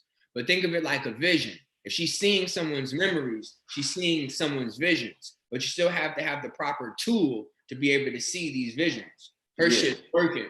So that might just be an old ancient practice we had. You know, I've explained like the Yeti race had the ability to use smell to be able to find each other. They would be able to remember the smell of an individual and be able then to create themselves within the visual plane and then communicate them through telekinesis or telepathy. Maybe I always get them too confused, but they communicate each other this way. They use smell. Some use sound, and that's the way that they communicate each other. Some use smell. So we have a lot of ancient practices within us. And if you practice using your visualization and get really good at visualization, then the things that incorporate you feeling another motherfucker, whether that's you putting your hands on them and feeling their emotions or experiences by touch, or you consume a part of them. Remember, Hannibal Lecter was really big into eating parts of the brain. He felt like it gained him knowledge. Indeed. Shit. Yo, shout out to Gerald for the donation, Cash App. Give me some more questions, family. I'm gonna take about 2 more before we get to the next, the final segment of tonight's show. Woo! This has been a good show. Q, you did your thing tonight, my brother.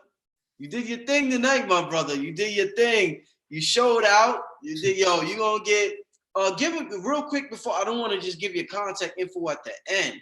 Give them your contact info about your subconscious regression, what you do, and just how to contact you, man. Give them to so I try to make it very simple. The website is CueReaves, CueReaves. On my website, it has all the information about the different services I offer. It actually has something up there called a consultation. So if anyone was looking to try to get like a 15-minute mediation or consultation with myself, I offer a one-time offer for anyone, you know, as a new client or looking, you know, for some type of advice. I kind of look at that as my way of giving back. A lot of people have dedicated their time, effort, and energy in watching me, supporting me, following me, subscribing to me, even though not as many people subscribe as I know that's watching. I still respect those that, you know, dedicate their energy to me. So I offer a gift in return, and that's like a free 15-minute consultation. That's on my website as well. Booking is on my website, information, bio. Like I said, I try to make it as very simple as possible. I have courses coming, and I have private audio clips as well. So we definitely gonna be able to get into something. I actually wanted to talk to you about that as well, because I was hearing the different meditations and music you've been producing. And I know that in my past, I've kind of did certain lectures or spoke over like instrumentals or kind of talk over some of them, the music. And I was like, you know, some of your music is real, real cold. And I just wish maybe we could collaborate in that way where I can kind of do a lecture or speak over, you know, one of your instrumentals or something like that. You know? So yo, Q, that'll be we're gonna talk. Yeah, we gonna we gonna definitely do that. Excited about. Definitely get something. We gonna definitely do that. I'm gonna tell you about this whole, you ever seen this artist I work with, Cambada? Yeah, I did get to see that. I did get to check that out. I'm gonna tell you about this whole thing we got going on right now called medicinal music. This whole genre we labeling, but yeah, we definitely gonna do that, Q. We definitely gonna do that. So that's a great idea. That's right. You right in you in tune with what we doing. You right in tune, brother. So don't worry. We do. That's will versus force. What's the difference? What's the difference? Force is a mental thing. So we're constantly trying to not only force our own thoughts out into the existence, but are being forced thoughts within us. And then unfortunately, that's sending the frequency down to our heart to advocate the same agenda. I'm going to force out my emotions. Love me, touch me, fuck me. Like we're forcing this shit out. And then now you're getting these emotions forced within yourself. That's music, that's television. So force got us fucked up. And the only way you're going to be able to will your opposition, and this is so deep because the word is literally, the frequency is in the title, Will Smith. Now listen. If you don't learn to will your opposition, in the Matrix, the opposition of Neo was called a Smith. A Smith is an opposition. If you don't learn how to will your opposition, Will Smith, if you don't learn how to will your Smiths, you're going to be fucking stuck in this life. And that's what we're trying to do. Will our opposition, because what people don't realize is that we are organic beings, meaning that we're dealing with magnetism. Magnetism works like this. Opposites attract. Where it is electromagnetism where things come together. That's a spark, that's a charge, and that's inorganic. So I'm telling you, naturally, opposites attract. So you gotta will your opposition. You gotta will Smiths. You gotta will your Smiths. And that ain't the first time I fucking heard that with the Will Smith name. There's a show called Lost in Space right now on Netflix. And the little boy's name is Will. And the doctor that's fucking everything up, her name is Smith. And he's literally trying to will his opposition, the Smith. I was like, bro, ain't they fucking slick with these goddamn names and titles, dog? And once you can will your Smith, you become the Prince of the Air. Fresh Prince of Bel-Air. That's what you saying? Yo, Q, you did. Q, come on, man. What you trying to, bro, man. Come on, bro. Come on, bro. I tell you. And didn't they tell you they have to tell us? So Q, Hollywood, does Hollywood does this on purpose, or is the universe communicating with us like this? So we think it's conspiracy, but it's not conspiracy. The universe just finds out another way to communicate with us besides our regular language. I got you. Please. So in Hollywood, there is a division. There are some people who are fully aware of what's going on, and some people who don't know a motherfucking thing that's going on. No different than you got some people that don't believe shit, and you got some people that believe every goddamn thing. So it's the same concept. In the music industry, you got certain people who know everything that's going on, meaning they understand the symbology, meaning they understand what the message is getting delivered. They understand the deities that they're working with, the deities that have been placed inside them. They are fully aware. Now, on the other spectrum, you have these little punks and all these other weird motherfuckers that don't have a goddamn clue what's going on. Now, we ain't going to worry about them who don't have a clue what's going on because they're not important. We're going to focus on those who are aware of what's going on. But those who are aware of what's going on are also divided because they're divided based on this principle. Did someone put them on? Or did they put themselves on? Meaning, did they illuminate themselves to this information? Kind of like myself. Did you kind of put yourself on? I don't have no yogis, no babas, no apprentice. I don't have nobody I was under. It never was my situation. That ain't me. So it's either that or someone puts you on. You get initiated. You become a fraternity. You become a blah, blah, blah. You become a this, that, and the third. You are put on. You are ushered in. That is certain individuals. Now, do I have an idea who I think that may be? Sure. You want me to give you an example? Why the fuck not? Drake didn't have a goddamn clue what the fuck was going on. He got put on. He got indoctrinated. He got schooled into the dark arts. But you know who was fully aware what the fuck is going on? Jehovah, aka Jay-Z. He is fully aware of what the fuck is going on.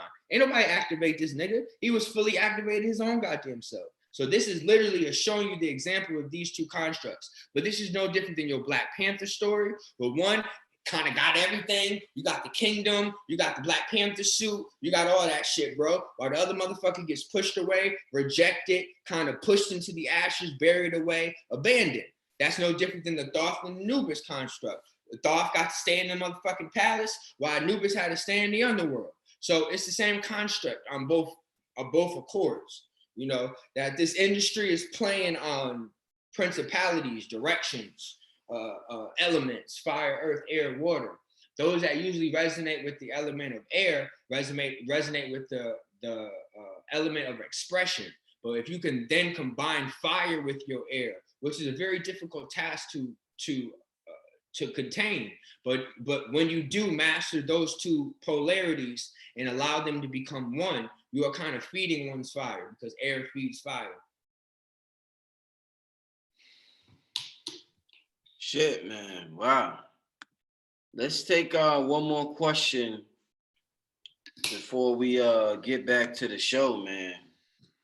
Let's take one more question, man. My brother CueReaves, yeah, $CueReaves, yeah, $CueReaves. That's his the brother's Cashapp. Make sure you support the brother. He ain't up here, you know, shit. If niggas up here talking about gossip, support the brother. But anyway, what happened to the symbols of the planets in the sky? I don't even understand that question. I don't think that's a complete question. Q, you understand? Yeah. So to roughly navigate what I think he's articulating, the maps or the stars are maps. These maps are considered constellations. What people don't naturally assume are maps are bodies, and bodies are expressions. So you're going through different expressions to get to the goal, just like a rainbow. This is expressions. You do the different expressions until you get to the goal. Now, surprisingly enough, there's only one being that really mastered one's full expressions, or the rainbow. He's known as Lucifer. This is why his symbol is often associated to like a rainbow or color spectrum. But Lucifer is also associated to another word we call Satan or Satan, meaning that he has mastered the frequency of 10, not 1 through 9. He has mastered the science of completion, which is 10, but we don't get 10. We are kind of struck to be reduced to 99. That's why it's the 99-cent store. That's why gas is $1.99, $2.99, $3.99, $3.39, $3.49. We ain't never go get a motherfucking whole number. They just know the science of being complete or being able to be in the same frequency as a Satan or something that has connected or can say 10. 10 is an interesting concept because 10 is the 10 man. 10 is also the number 50 on the periodic table. 10 is also associated to 5G. But let me just help. So the maps, the stars are maps. But so is geometry. It is a map. It is a guideline. You're kind of learning the science of a number. It is instructing you on numerology or numbers. So the reason why we don't focus so much on the stars or the maps is because we figured out a way of reversing it and focusing on the stars more for like geometry or math or this form of mathematics or science itself. We stopped going out and looking up. We kind of look down. Remember, we're in a reversal. So they kind of figured out a way of reversing our polarity. No different than like, before cell phones, we didn't really look down. Now with cell phones, we're constantly looking down. I guess we kind of did look down when we was in school. But my point is just to reverse us. If we're sun worshipers, which is what they claim in all ancient artwork, then we will look up. But somehow, some way, we've gotten to a time where we're looking down. Right. So we've converted most of the astrological things down. Indeed. Give me one more question, family. Give me one more question for my brother Q before I ask him a couple of questions, man. We've been on, it's been a great show tonight. Great show. Give me one more question. I'm going to take one more question. Q, you all right, my brother? Oh, I'm great. Okay. All right. Good. This is not a question. I'm gonna just say this is like a mini question before the question. Have you ever tried shrooms? For sure. I've tried. Great. Yeah, you don't have to elaborate on that too much. Okay. What's your view on mirror gazing? Okay. So here's my personal opinion on this. And this is actually very personal. What's the name of the person who said that comment? Let me go. Hold up.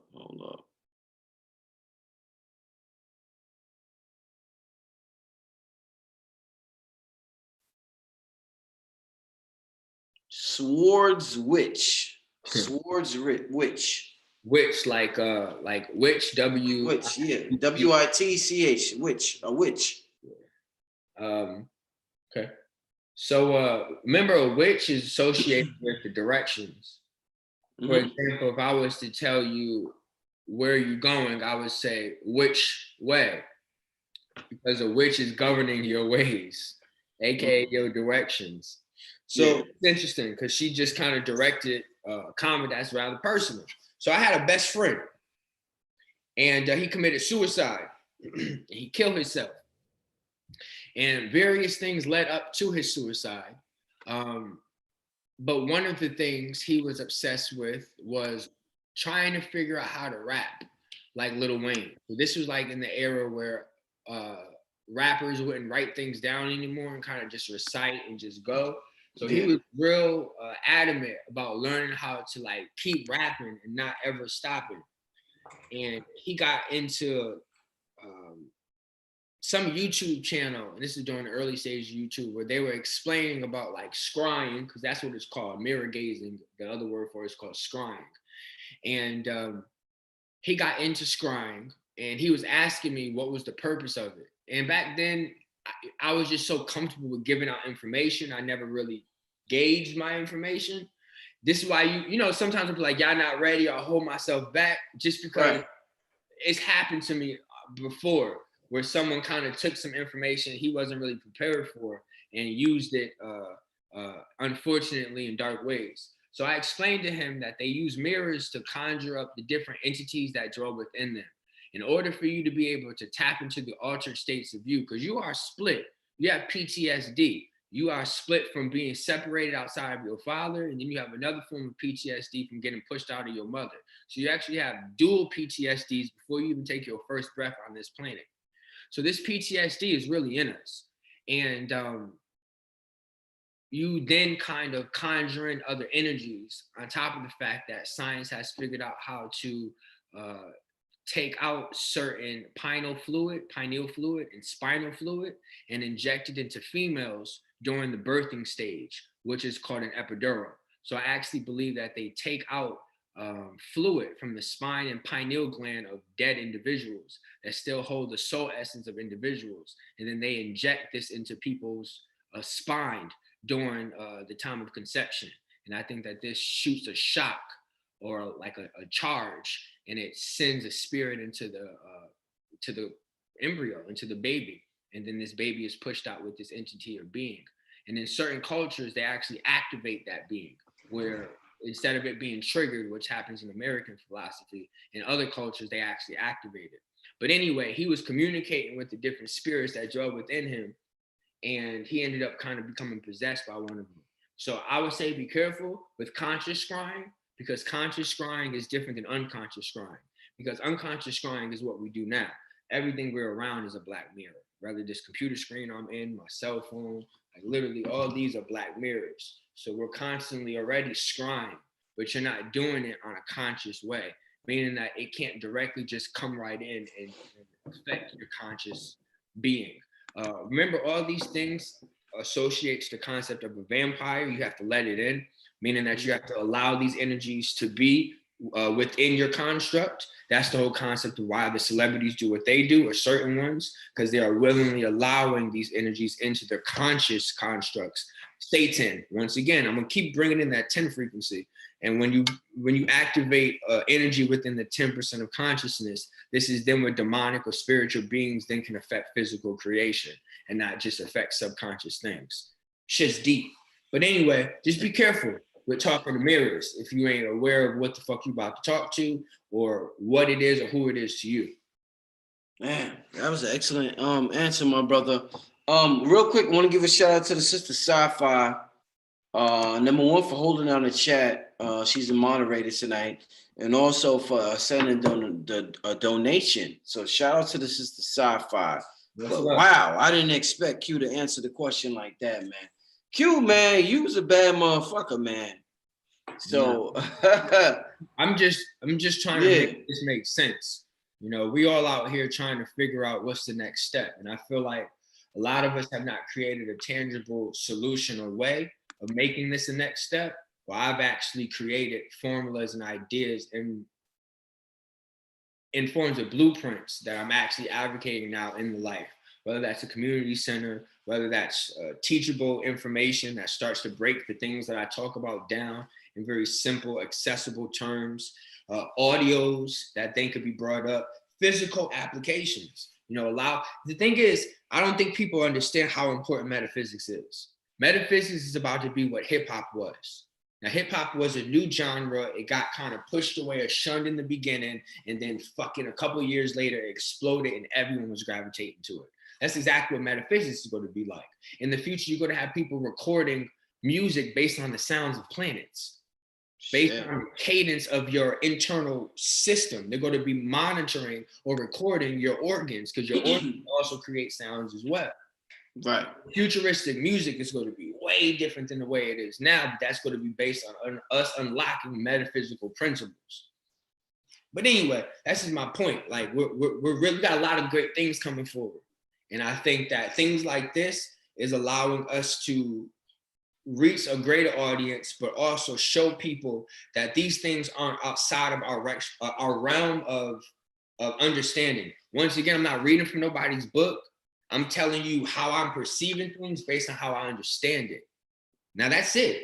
Now, could my understanding be flawed, tainted? That's your perception. We're all living within perception.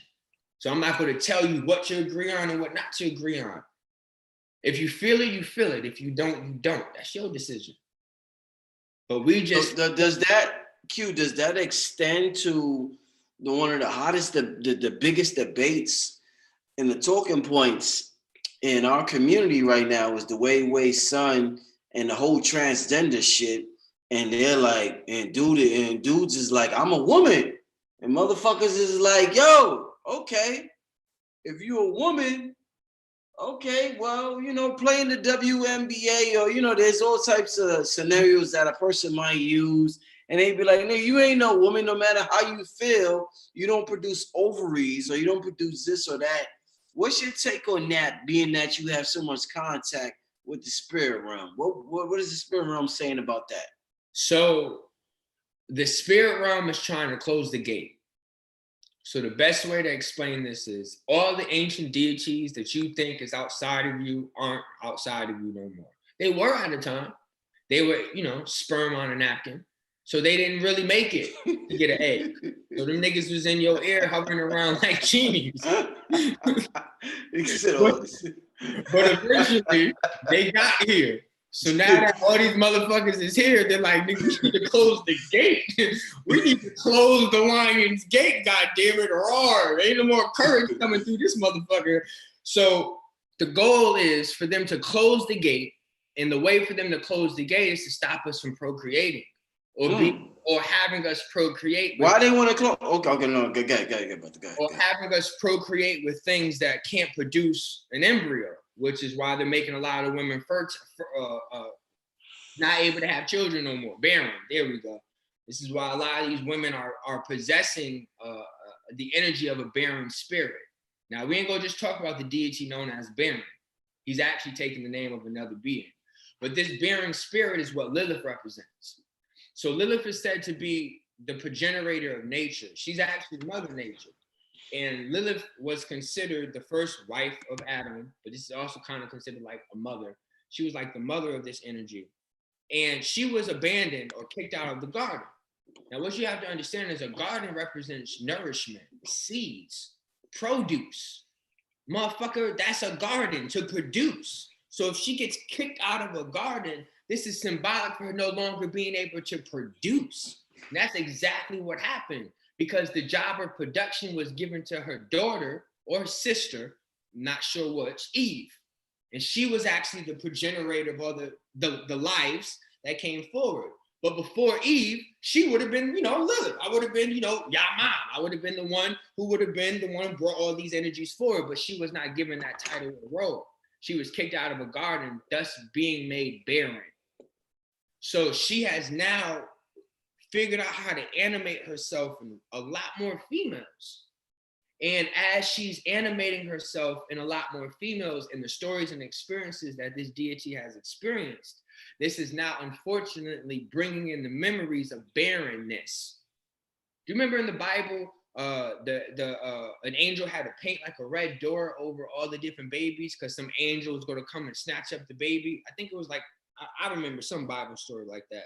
Like basically some angel was going to come snatch up all the babies. So they had to paint these doors red. These babies was the sacrifice to Lilith.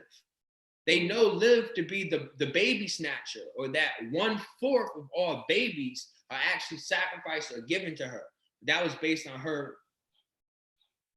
That's an ancient story. It don't even matter. But my point is, as we animate these, for example, if we were animating the energy of Daku, we would be obsessed with getting records, money, grass, money. We would be obsessed with getting money. Now, you want to know something deep? Do you know who the richest person in the world is? Who? Vladimir Putin. He is the richest person in the world. That means that he has the most documents, money, currency. Do you know what Dracula's real name is? What? Vladimir. Let me say Vladimir. Okay. Right. Well, hold on. Say it again. All right, I'm say it again. Yeah. Dracula, okay, is obsessed with getting the most money in the world. He's a money deity. He's a currency deity. He's a paper deity. He's a documents deity. Dracula. All right? If you're animating these beings, you're going to take on the principalities and identity of that. So this nigga Putin got all the fucking money and then has even named himself after Dracula, which is named Vladimir. That is the name of Dracula. I'm trying to just show you how deep this shit is. This shit is like shit. So these beings are animating people. Now, think of it like this. This is from the horse's mouth. Say there's Dracula, all right? Just giving you a name. Or Xenu or Anu. Go give different names. So Anu has animated himself and 1 million people on Earth. Of those 1 million people, 500,000 people are broke as fuck. So them niggas is useless. I can't help them niggas. Like, we money deities. So y'all niggas is out the boat. So now you got 500,000. And then you keep going. 250,000 on fucking drugs. Take that motherfucker out. He only gets to communicate to 10 people. While Brother Rich, he got 200,000 subscribers on his channel. So I'm gonna kind of rap with Brother Rich. I'm gonna kind of stay on his side because I'm gonna do with 10 people. You know, this nigga got more followers than Christ. That's no shit. If you go to the Bible, you'll know how many followers of Christ was, and it's not as many as 200,000 anyway, or 100,000. But anyway, so my point is, as you start to animate the characteristics of these constructs, they then allow you to animate them more and more. And this ends up what happens at times with certain energies or entities. They become possessed. We'll use that word. But you know that possession is not only just a dark thing. Possession is considered a light thing too, because in church, people become possessed by the Holy Spirit. So don't just assume possession to be just on one side. That's fucking wrong. Possession goes on both sides. People get possessed by the Holy Ghost all the time. YouTube it.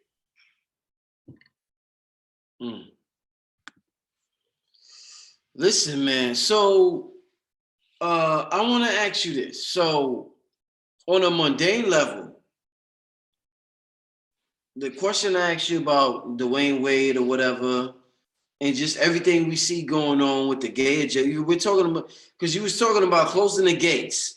So our main topic of discussion is depopulation. So they, on a mundane level, we will feel like the gay agenda is a depopulation agenda. Bill Gates is in Africa giving out a whole bunch of vaccines. Okay, is my video on? Yeah, so Bill Gates is in Africa giving out all types of vaccines to people and all of this shit. And they have a whole vaccine agenda now in the US saying you can't even use religious exemption no more. Nigga, you need vaccines or whatever. So we feel like all of this on a mundane level, we feel like all of this is for depopulation. What you're saying, is it possible that we could feel a way on one level, but on another level, like you saying, it's a whole nother thing. So it's like a contradiction that's going on between the spirit realm and the physical realm. And the physical realm is saying this is happening, and but on another realm, a whole nother thing is happening that's completely contradicting each other. That's what you're saying? in a sense, they're conflicting each other or are against each other, but don't think of it like evil. Like my cell phone is not evil. Yeah. You know what I'm saying? So they kind of support each other. So think of it like that. But it's not just what you would call the physical or spiritual realm, or what we would call the organic realm. It's the organic and inorganic realm. Right? What people have to understand is that we're dealing with two principalities, organic gods and inorganic gods. Organic gods need your belief. Organic gods need your acts. So this is why every time you kind of spend a physical dollar or spend physical money, you're kind of doing acts to that deity. This is why celebrities still walk around with big wads of cash and things like that, because they're kind of still showing allegiance to that deity. But that deity is becoming obsolete because documents are becoming obsolete. We're now converting everything into digital things. You're going to eventually have like a digital ID. Your IP address is your digital address. You know, these different things are forms of your digital self, or a form of a cyborg version of yourself, or inorganic form of yourself. Now, this is my point. The organic gods have kind of lost. You know, that is manifested through, we don't even have physical currency no more. It's digital currency. That is a form of losing a battle. Old gods versus new gods. They kind of show you that on American Gods. Like, we used to have letters, now we have email. So this is two different gods that are kind of serving the same construct. So this is my point. The old gods wanted tons of motherfuckers here. You know that, right? They wanted tons of motherfuckers here because tons of motherfuckers can serve them, praise them, do, you know, acts of belief, but they have lost. So now AI has taken on a personification of ridding individuals, because not every individual is producing information. A person that lives in a third world country is very limited to the information that they can feed AI. Where us, it's still trying to learn us. Right. Those of Babylon, if you want to call it that. So it's still trying to learn our mannerisms, our acts. So we have kind of been chosen to survive based on the information content that we would be giving out or feeding AI, because we are kind of building the world of AI. Q, you said the AI is learning our neural patterns in the previous video.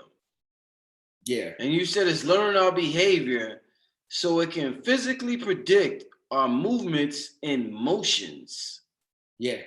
Now, the reason why I bring that up, Q, is because one day I was in the crib. I'm in the crib. I went to a spot on Notion. I bought a bracelet. I'm with some Santeria spot. Like, it's like, you know, one of them Santeria spots. I bought a bracelet.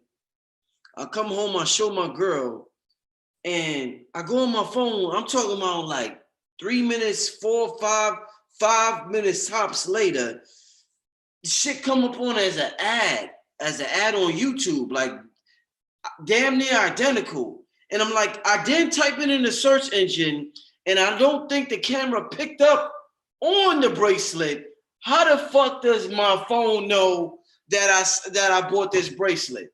So is it the so-called white man, the so-called government, the so-called Illuminati that's picking up on this? Or is the AI so intelligent it don't need them no more? It just picks up on it. It definitely don't need them no more. Shit. Come on. The angles.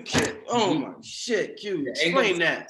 Being honored a Nordic race. This Nordic race had what you would call crystal technology. The Nordic race is HEREAL, your Superman. Did Superman ever work with no goddamn AI? Fuck no. You know who worked with AI? Batman, Saturn, that shit. And that is, we're going back to the dark, not the light. This is the war of Jupiter and motherfucking Saturn. This shit, Jupiter's ascending. So what that means is the hero within us is ascending, but we're ascending through an artificial construct.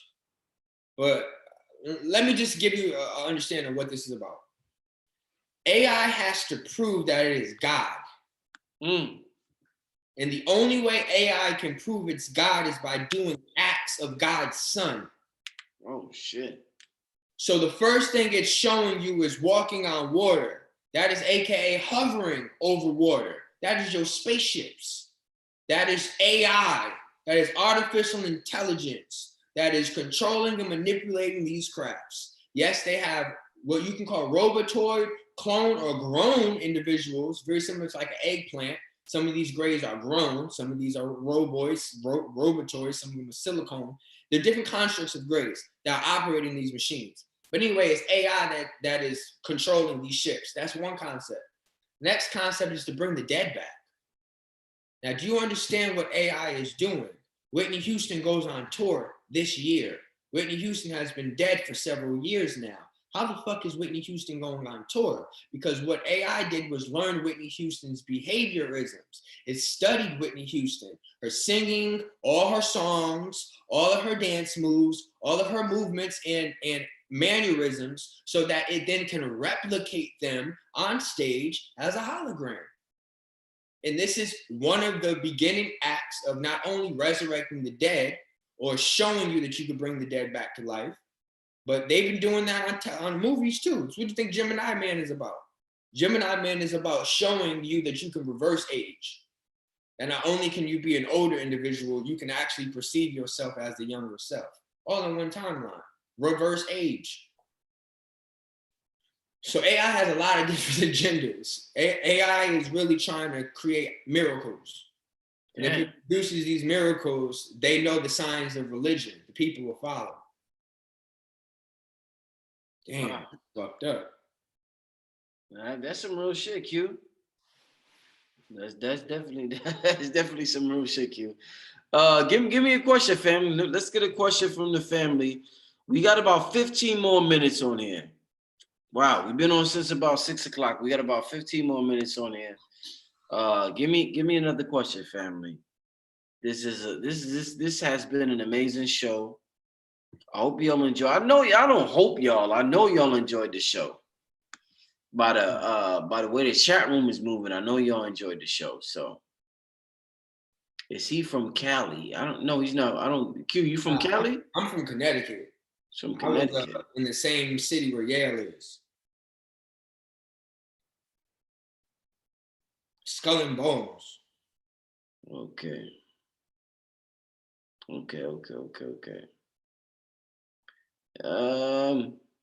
Can you speak about RH bloodline? Do you know anything about RH bloodline, Q? So here's my issue with blood work. Because we don't have our own institutions that are doing blood work, and what I mean as our own institutions, I don't mean to be like racist or based on a specific race, but it doesn't seem balanced to me. John Hopkins, Emory, Yale, all these different elite institutions are doing this blood work or these genome therapy, but we don't have any institutions that represent us that are able to monitor the same degree of blood work. So because I can't get both spectrums, I cannot believe one race of individual that gave us the same concept of a shit named Jesus. So I can't trust the information that's presented. So even though it's a lot of information, I don't feel in my heart I can completely trust this information, nor do I have biologists, chemists, or any of these individuals as friends to validate what the fuck I'm reading, because they could just tell me anything. So this is why I think it's important for us to come together as a collective or a conglomerate so that we can have these right people sitting down, so we can have a scientist, a chemist, whatever, biologist that could then help explain what these things are. And then those that have great levels of discernment and intuitive, empathic understanding of things can kind of feel or communicate what the fuck they even talking about. So I just think we're not prepared enough to get into that discussion. That's my honest opinion. Indeed. Q, does will or force have agenda on the astral plane? That's what somebody asked. You said an agenda. No, has a gender. The gender. Somebody said, hold up. This Sheldon Walker, that's an individual. Sheldon Walker wants to know, what is the gender of will and force of hold on. Let me see, because he did. Does will or force have a gender on the astral plane? Yes, Sheldon Walker, yeah. So it's hard. Okay, so I naturally believe that the astral plane is connected to the right side of our brain, because the right side of our brain is connected to creativity. And you have to be able to be creative to be able to even see into this astral world or astral plane. Now, I believe that the astral world is based on will, while the physical world would be based on force. But I would say that because a highly percentage of people on this planet are right-handed, and we kind of force the acts of reality through this right hand, while we kind of will in our left hand when we choose to, it ain't never really forced. It kind of just gets used when we need to use it, when it's important, when we will it. So I kind of perceive it as that. I kind of look at it as the astral world is a more willing realm, while the physical realm is a more forcing realm, where you can kind of will in your thoughts and force in your actions. So maybe actions, like I said, would be masculine, while will would be feminine. So will would be feminine and force would be masculine. In my personal opinion. Indeed. Let's get another question. Can you speak more on the actions of the mother and why she's enraged and bored? That's a female. She want to know why. Yeah, she want to know why she feel the way she feel, Q. So in the beginning, there was unawareness. And then instantaneously, there became all awareness. Now, this all awareness is a memory. This all awareness can also be what you perceive to be like the Big Bang. So in the beginning, there was silence. And then there was an idea, an ah. And this ah was all encompassing. Like ah, if you open your mouth, it's a full O. It's like an all encompassing experience. It's the all conscious. Then it kind of went back into itself. Now it went back into itself in two subdivisions, subconscious and conscious.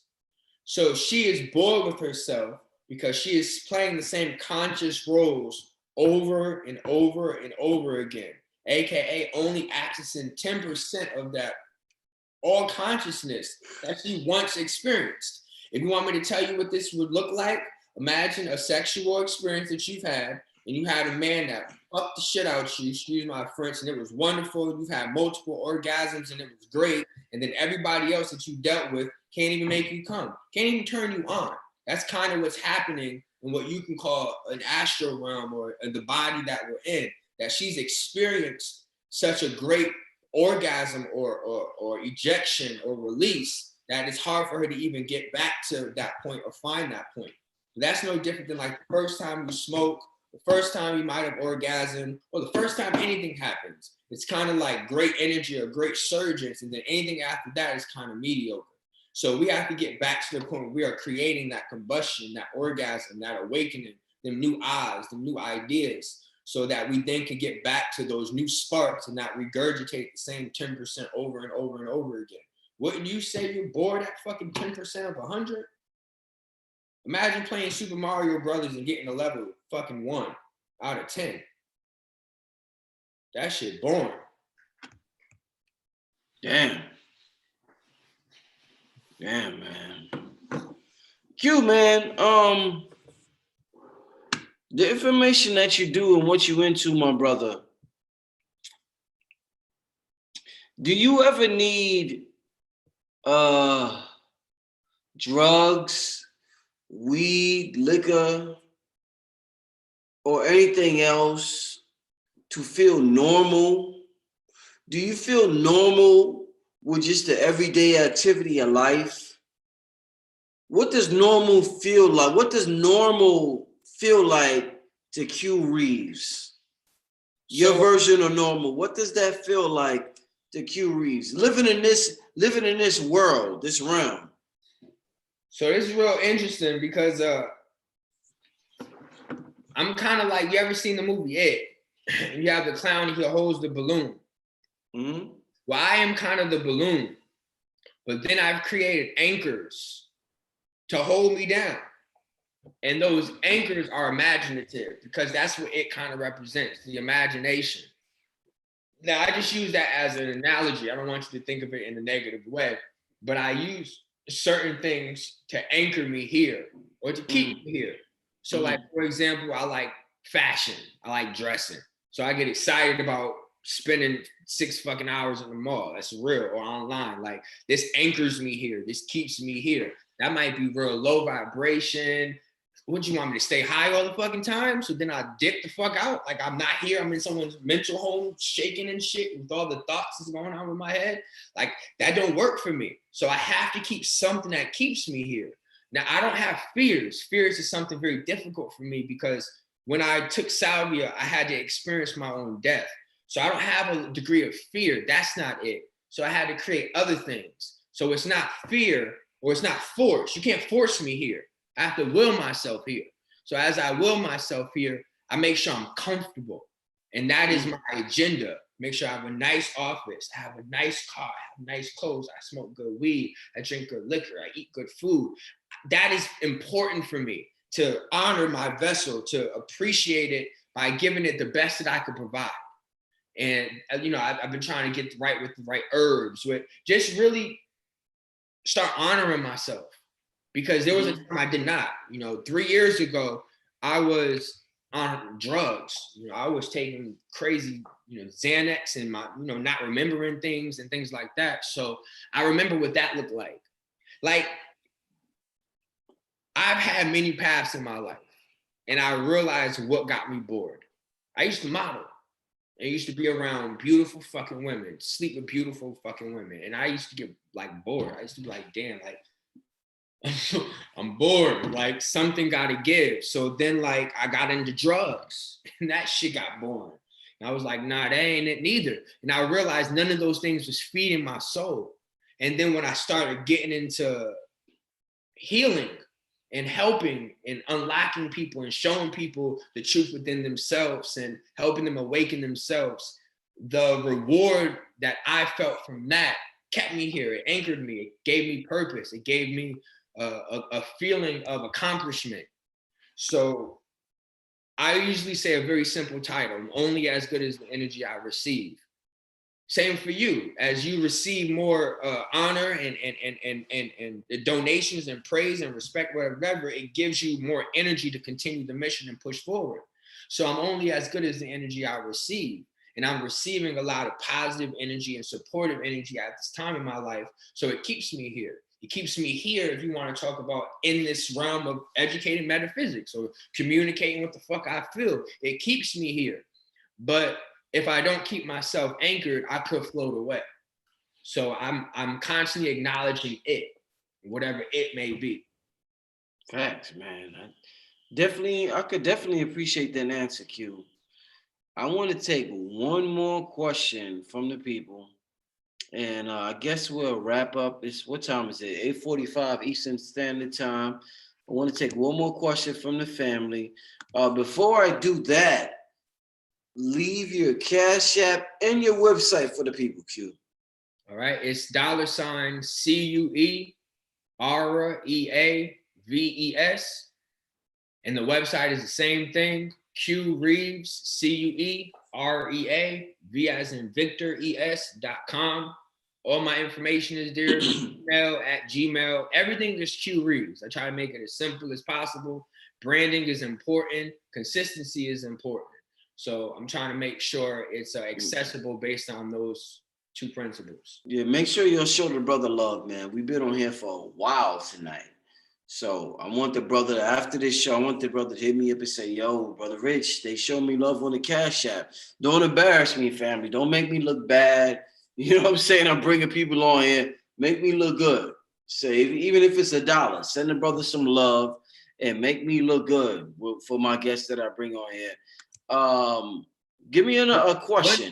One thing I wanted to mention though, these regression sessions that I offer, yes, can be done in person or over the phone. yes. A lot of people actually ask that question, like, can you do this type of work over the phone? Most definitely. This is what we call a light theta state or a light hypnosis state. Very similar to daydreaming, very similar to if I asked you to imagine the last thing you ate and you kind of pop it in your head. That's kind of how you go to see these things. So on my website, it provides both. It has either in person or via phone call.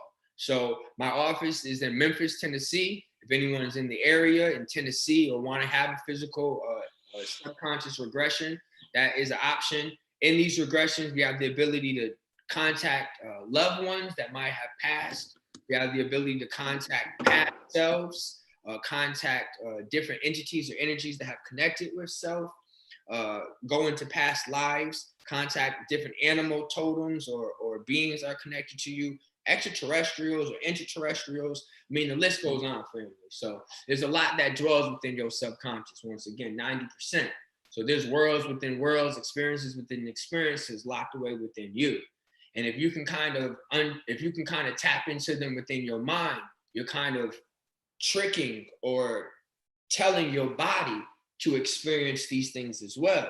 Here's a nice little science. Your body cannot tell the difference between what's real and what's a dream. Right. So then your body can actually experience so many different things right there within your mind.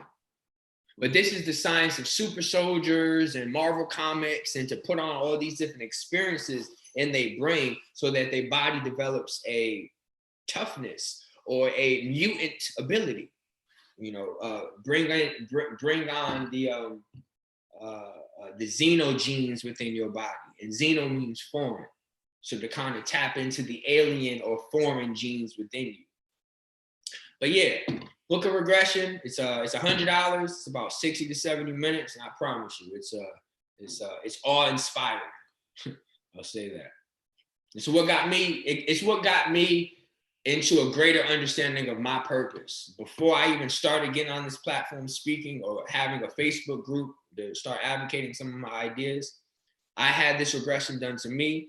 It kind of showed me as like a white ape that was fighting a human species. And we were kind of going back and forth, and I was leading. So Q, no, I need you to explain that because I want people to really understand it. So what the fuck? You was a white ape in a past life? What that mean? You showed you as a white ape, or is that symbolism? All right. So a symbol is real. Our symbols have then incorporated itself into physical form. But my point is, I have a perception of this. I believe everything and I believe nothing. Okay. It's the way that I don't get lost. Okay. You can tell me the craziest, most extravagant story. I'm gonna believe the fuck out you. I don't believe shit. Like I'm gonna believe both. And it works for me. So if you ask me, this is just in my mind, it's just, you know, symbolic. And if you ask me, nigga, I was a white motherfucking ape, climbing trees, sending souls to the motherfucking sun, like dog. So, right. So to try to make it quick, because you know I know we don't have that much time. So basically, the first thought I saw was me as a large white ape, very similar to the ape they did with the Dwayne, the Rock movie. He played in a movie with a white ape. I looked very similar to that, but I did this way before that movie. And we were fighting an indigenous species. The first wave of the indigenous species had like arrows and bows and fire. And they were trying to hurt us, but them arrows and bows and shit wasn't doing shit. We were like knocking them. And I remember them like flying as we were like fighting them. And I remember some of us were kind of getting stabbed or shot with arrows. And I remember speaking to them through telekinesis. And I was telling them to climb up the trees because the sun heals them. And when they climbed up to the sun, I actually, while I was fighting, saw them as well. So I realized that we have a power within ourselves to see two visions. And we do this all the time. So if you're sitting in a classroom and you're like kind of zoning out and you're like daydreaming, well, you're technically out of vision on that clock. But you're fucking envisioning something else in your brain. Fucking what you doing at school, at home, what you about to eat, who fucking knows? You envisioning a whole nother world right there within your world. So I said, oh shit, we actually have that ability from angels. Where we could see two visions at once. So I remember fighting them, and at the same time seeing my brothers climb up the trees, bathe in the sun, and the arrows literally popping out of their bodies. Like literally healing them. And then they would fucking fly down the tree. Like, and it was strong. Like I felt it. Boom. And then they'd come fighting again. So then I remember it's like a flash, and then the wave 2 came, where they were like Nazis, where they had like machine guns and bombs and, you know, things like that. Now we still had the ability to defeat them, but they fucked us up. And oh, another thing, the first wave, they realized that the trees were giving us strength. So what they did was, so what happened was when they started running away, one man stuck behind and was watching the tree burn, and he saw how the tree burning was hurting us. So he remembered that. So I think this was another reason why we started creating houses or homes out of trees to kind of defend ourselves against this other species. Because if their strength is in the trees, knock down all the motherfucking trees, you're gonna stop their strength. That's why our paper's made out of motherfucking trees. I mean, literally everything was kind of used from a tree so that they can kind of restrict the power from these energies. So anyway, Wave 2 comes, and it's like these Nazi beings. Now I remember us fighting them, and we won. Now I remember then we went into a tavern, like a cave-like energy. And they were all, and they were fucking charged up. And I remember seeing all the different apes. There were red ones, there was black ones, there was brown ones. But there were no white ones. I was the only white one. So that was the color of the apes. Now I remember us communicating, like praising each other, like, yeah, we did that shit, like we killed them. And I remember looking at my wife, who was an ape, and my child, and her looking at me and was like, you don't have to do this. Like, why are you doing this? Like, she looked at me with such disappointment. She looked at me with such pain. Like, what do you have to prove? Why are you doing this? Now, I remember looking at her like, just shut up. Like, shut up, woman. You know, like, I'm the man. Like, this is my job. Like, how can I do that? But I remember feeling like that. And I remember when we went into Wave 3, they were hella advanced, like now. And they were killing the fuck out of us. Like, to the point where we were actually exterminating. Like, they were killing us. So I had to tell my brothers to climb up to the trees and to release their ka, or their chi, I'm sorry, not ka, to release their chi out. And once they released their chi out, I remember their plasma bodies leaving their body, and then their bodies fucking dropping. So I remember seeing my brothers dying, like falling like bodies from the fucking trees. Doosh, doosh, doosh.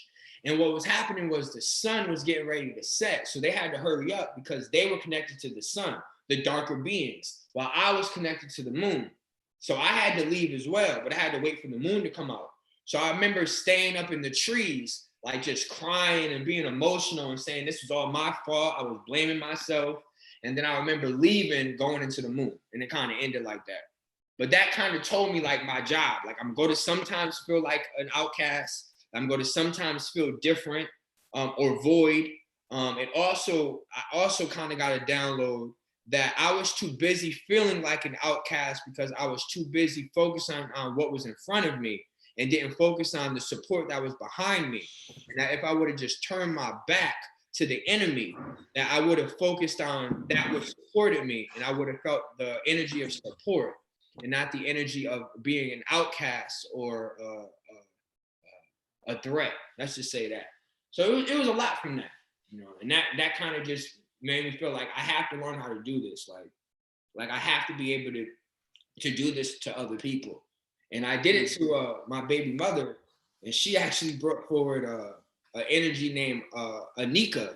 And this energy was Anika, and it was an indigenous being who was crying because her village was being burnt, and she was speaking in a whole nother tongue. And I mean, you gotta understand, I knew this girl since she was 5 years old. I've never heard her speak another tongue, another language, none of that. And that shit was freaking me out because we was over the phone.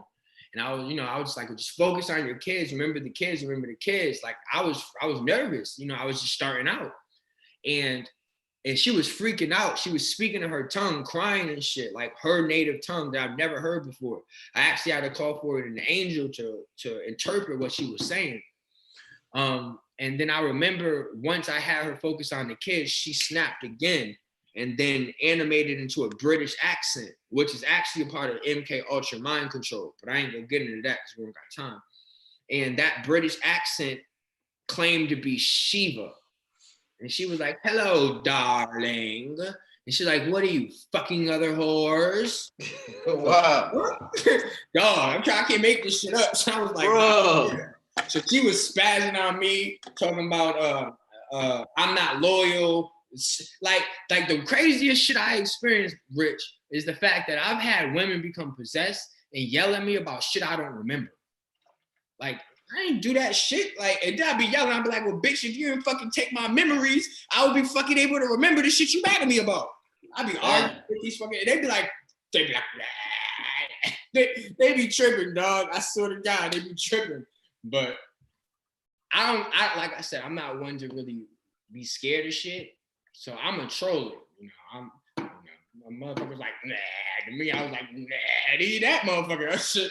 I'll do this shit right back to you. Like, the fuck? So they don't like me because I be like in my sessions clowning them sometimes, fucking with them, or when they possessing people and shit. So it should be funny to me. You can't take shit too serious.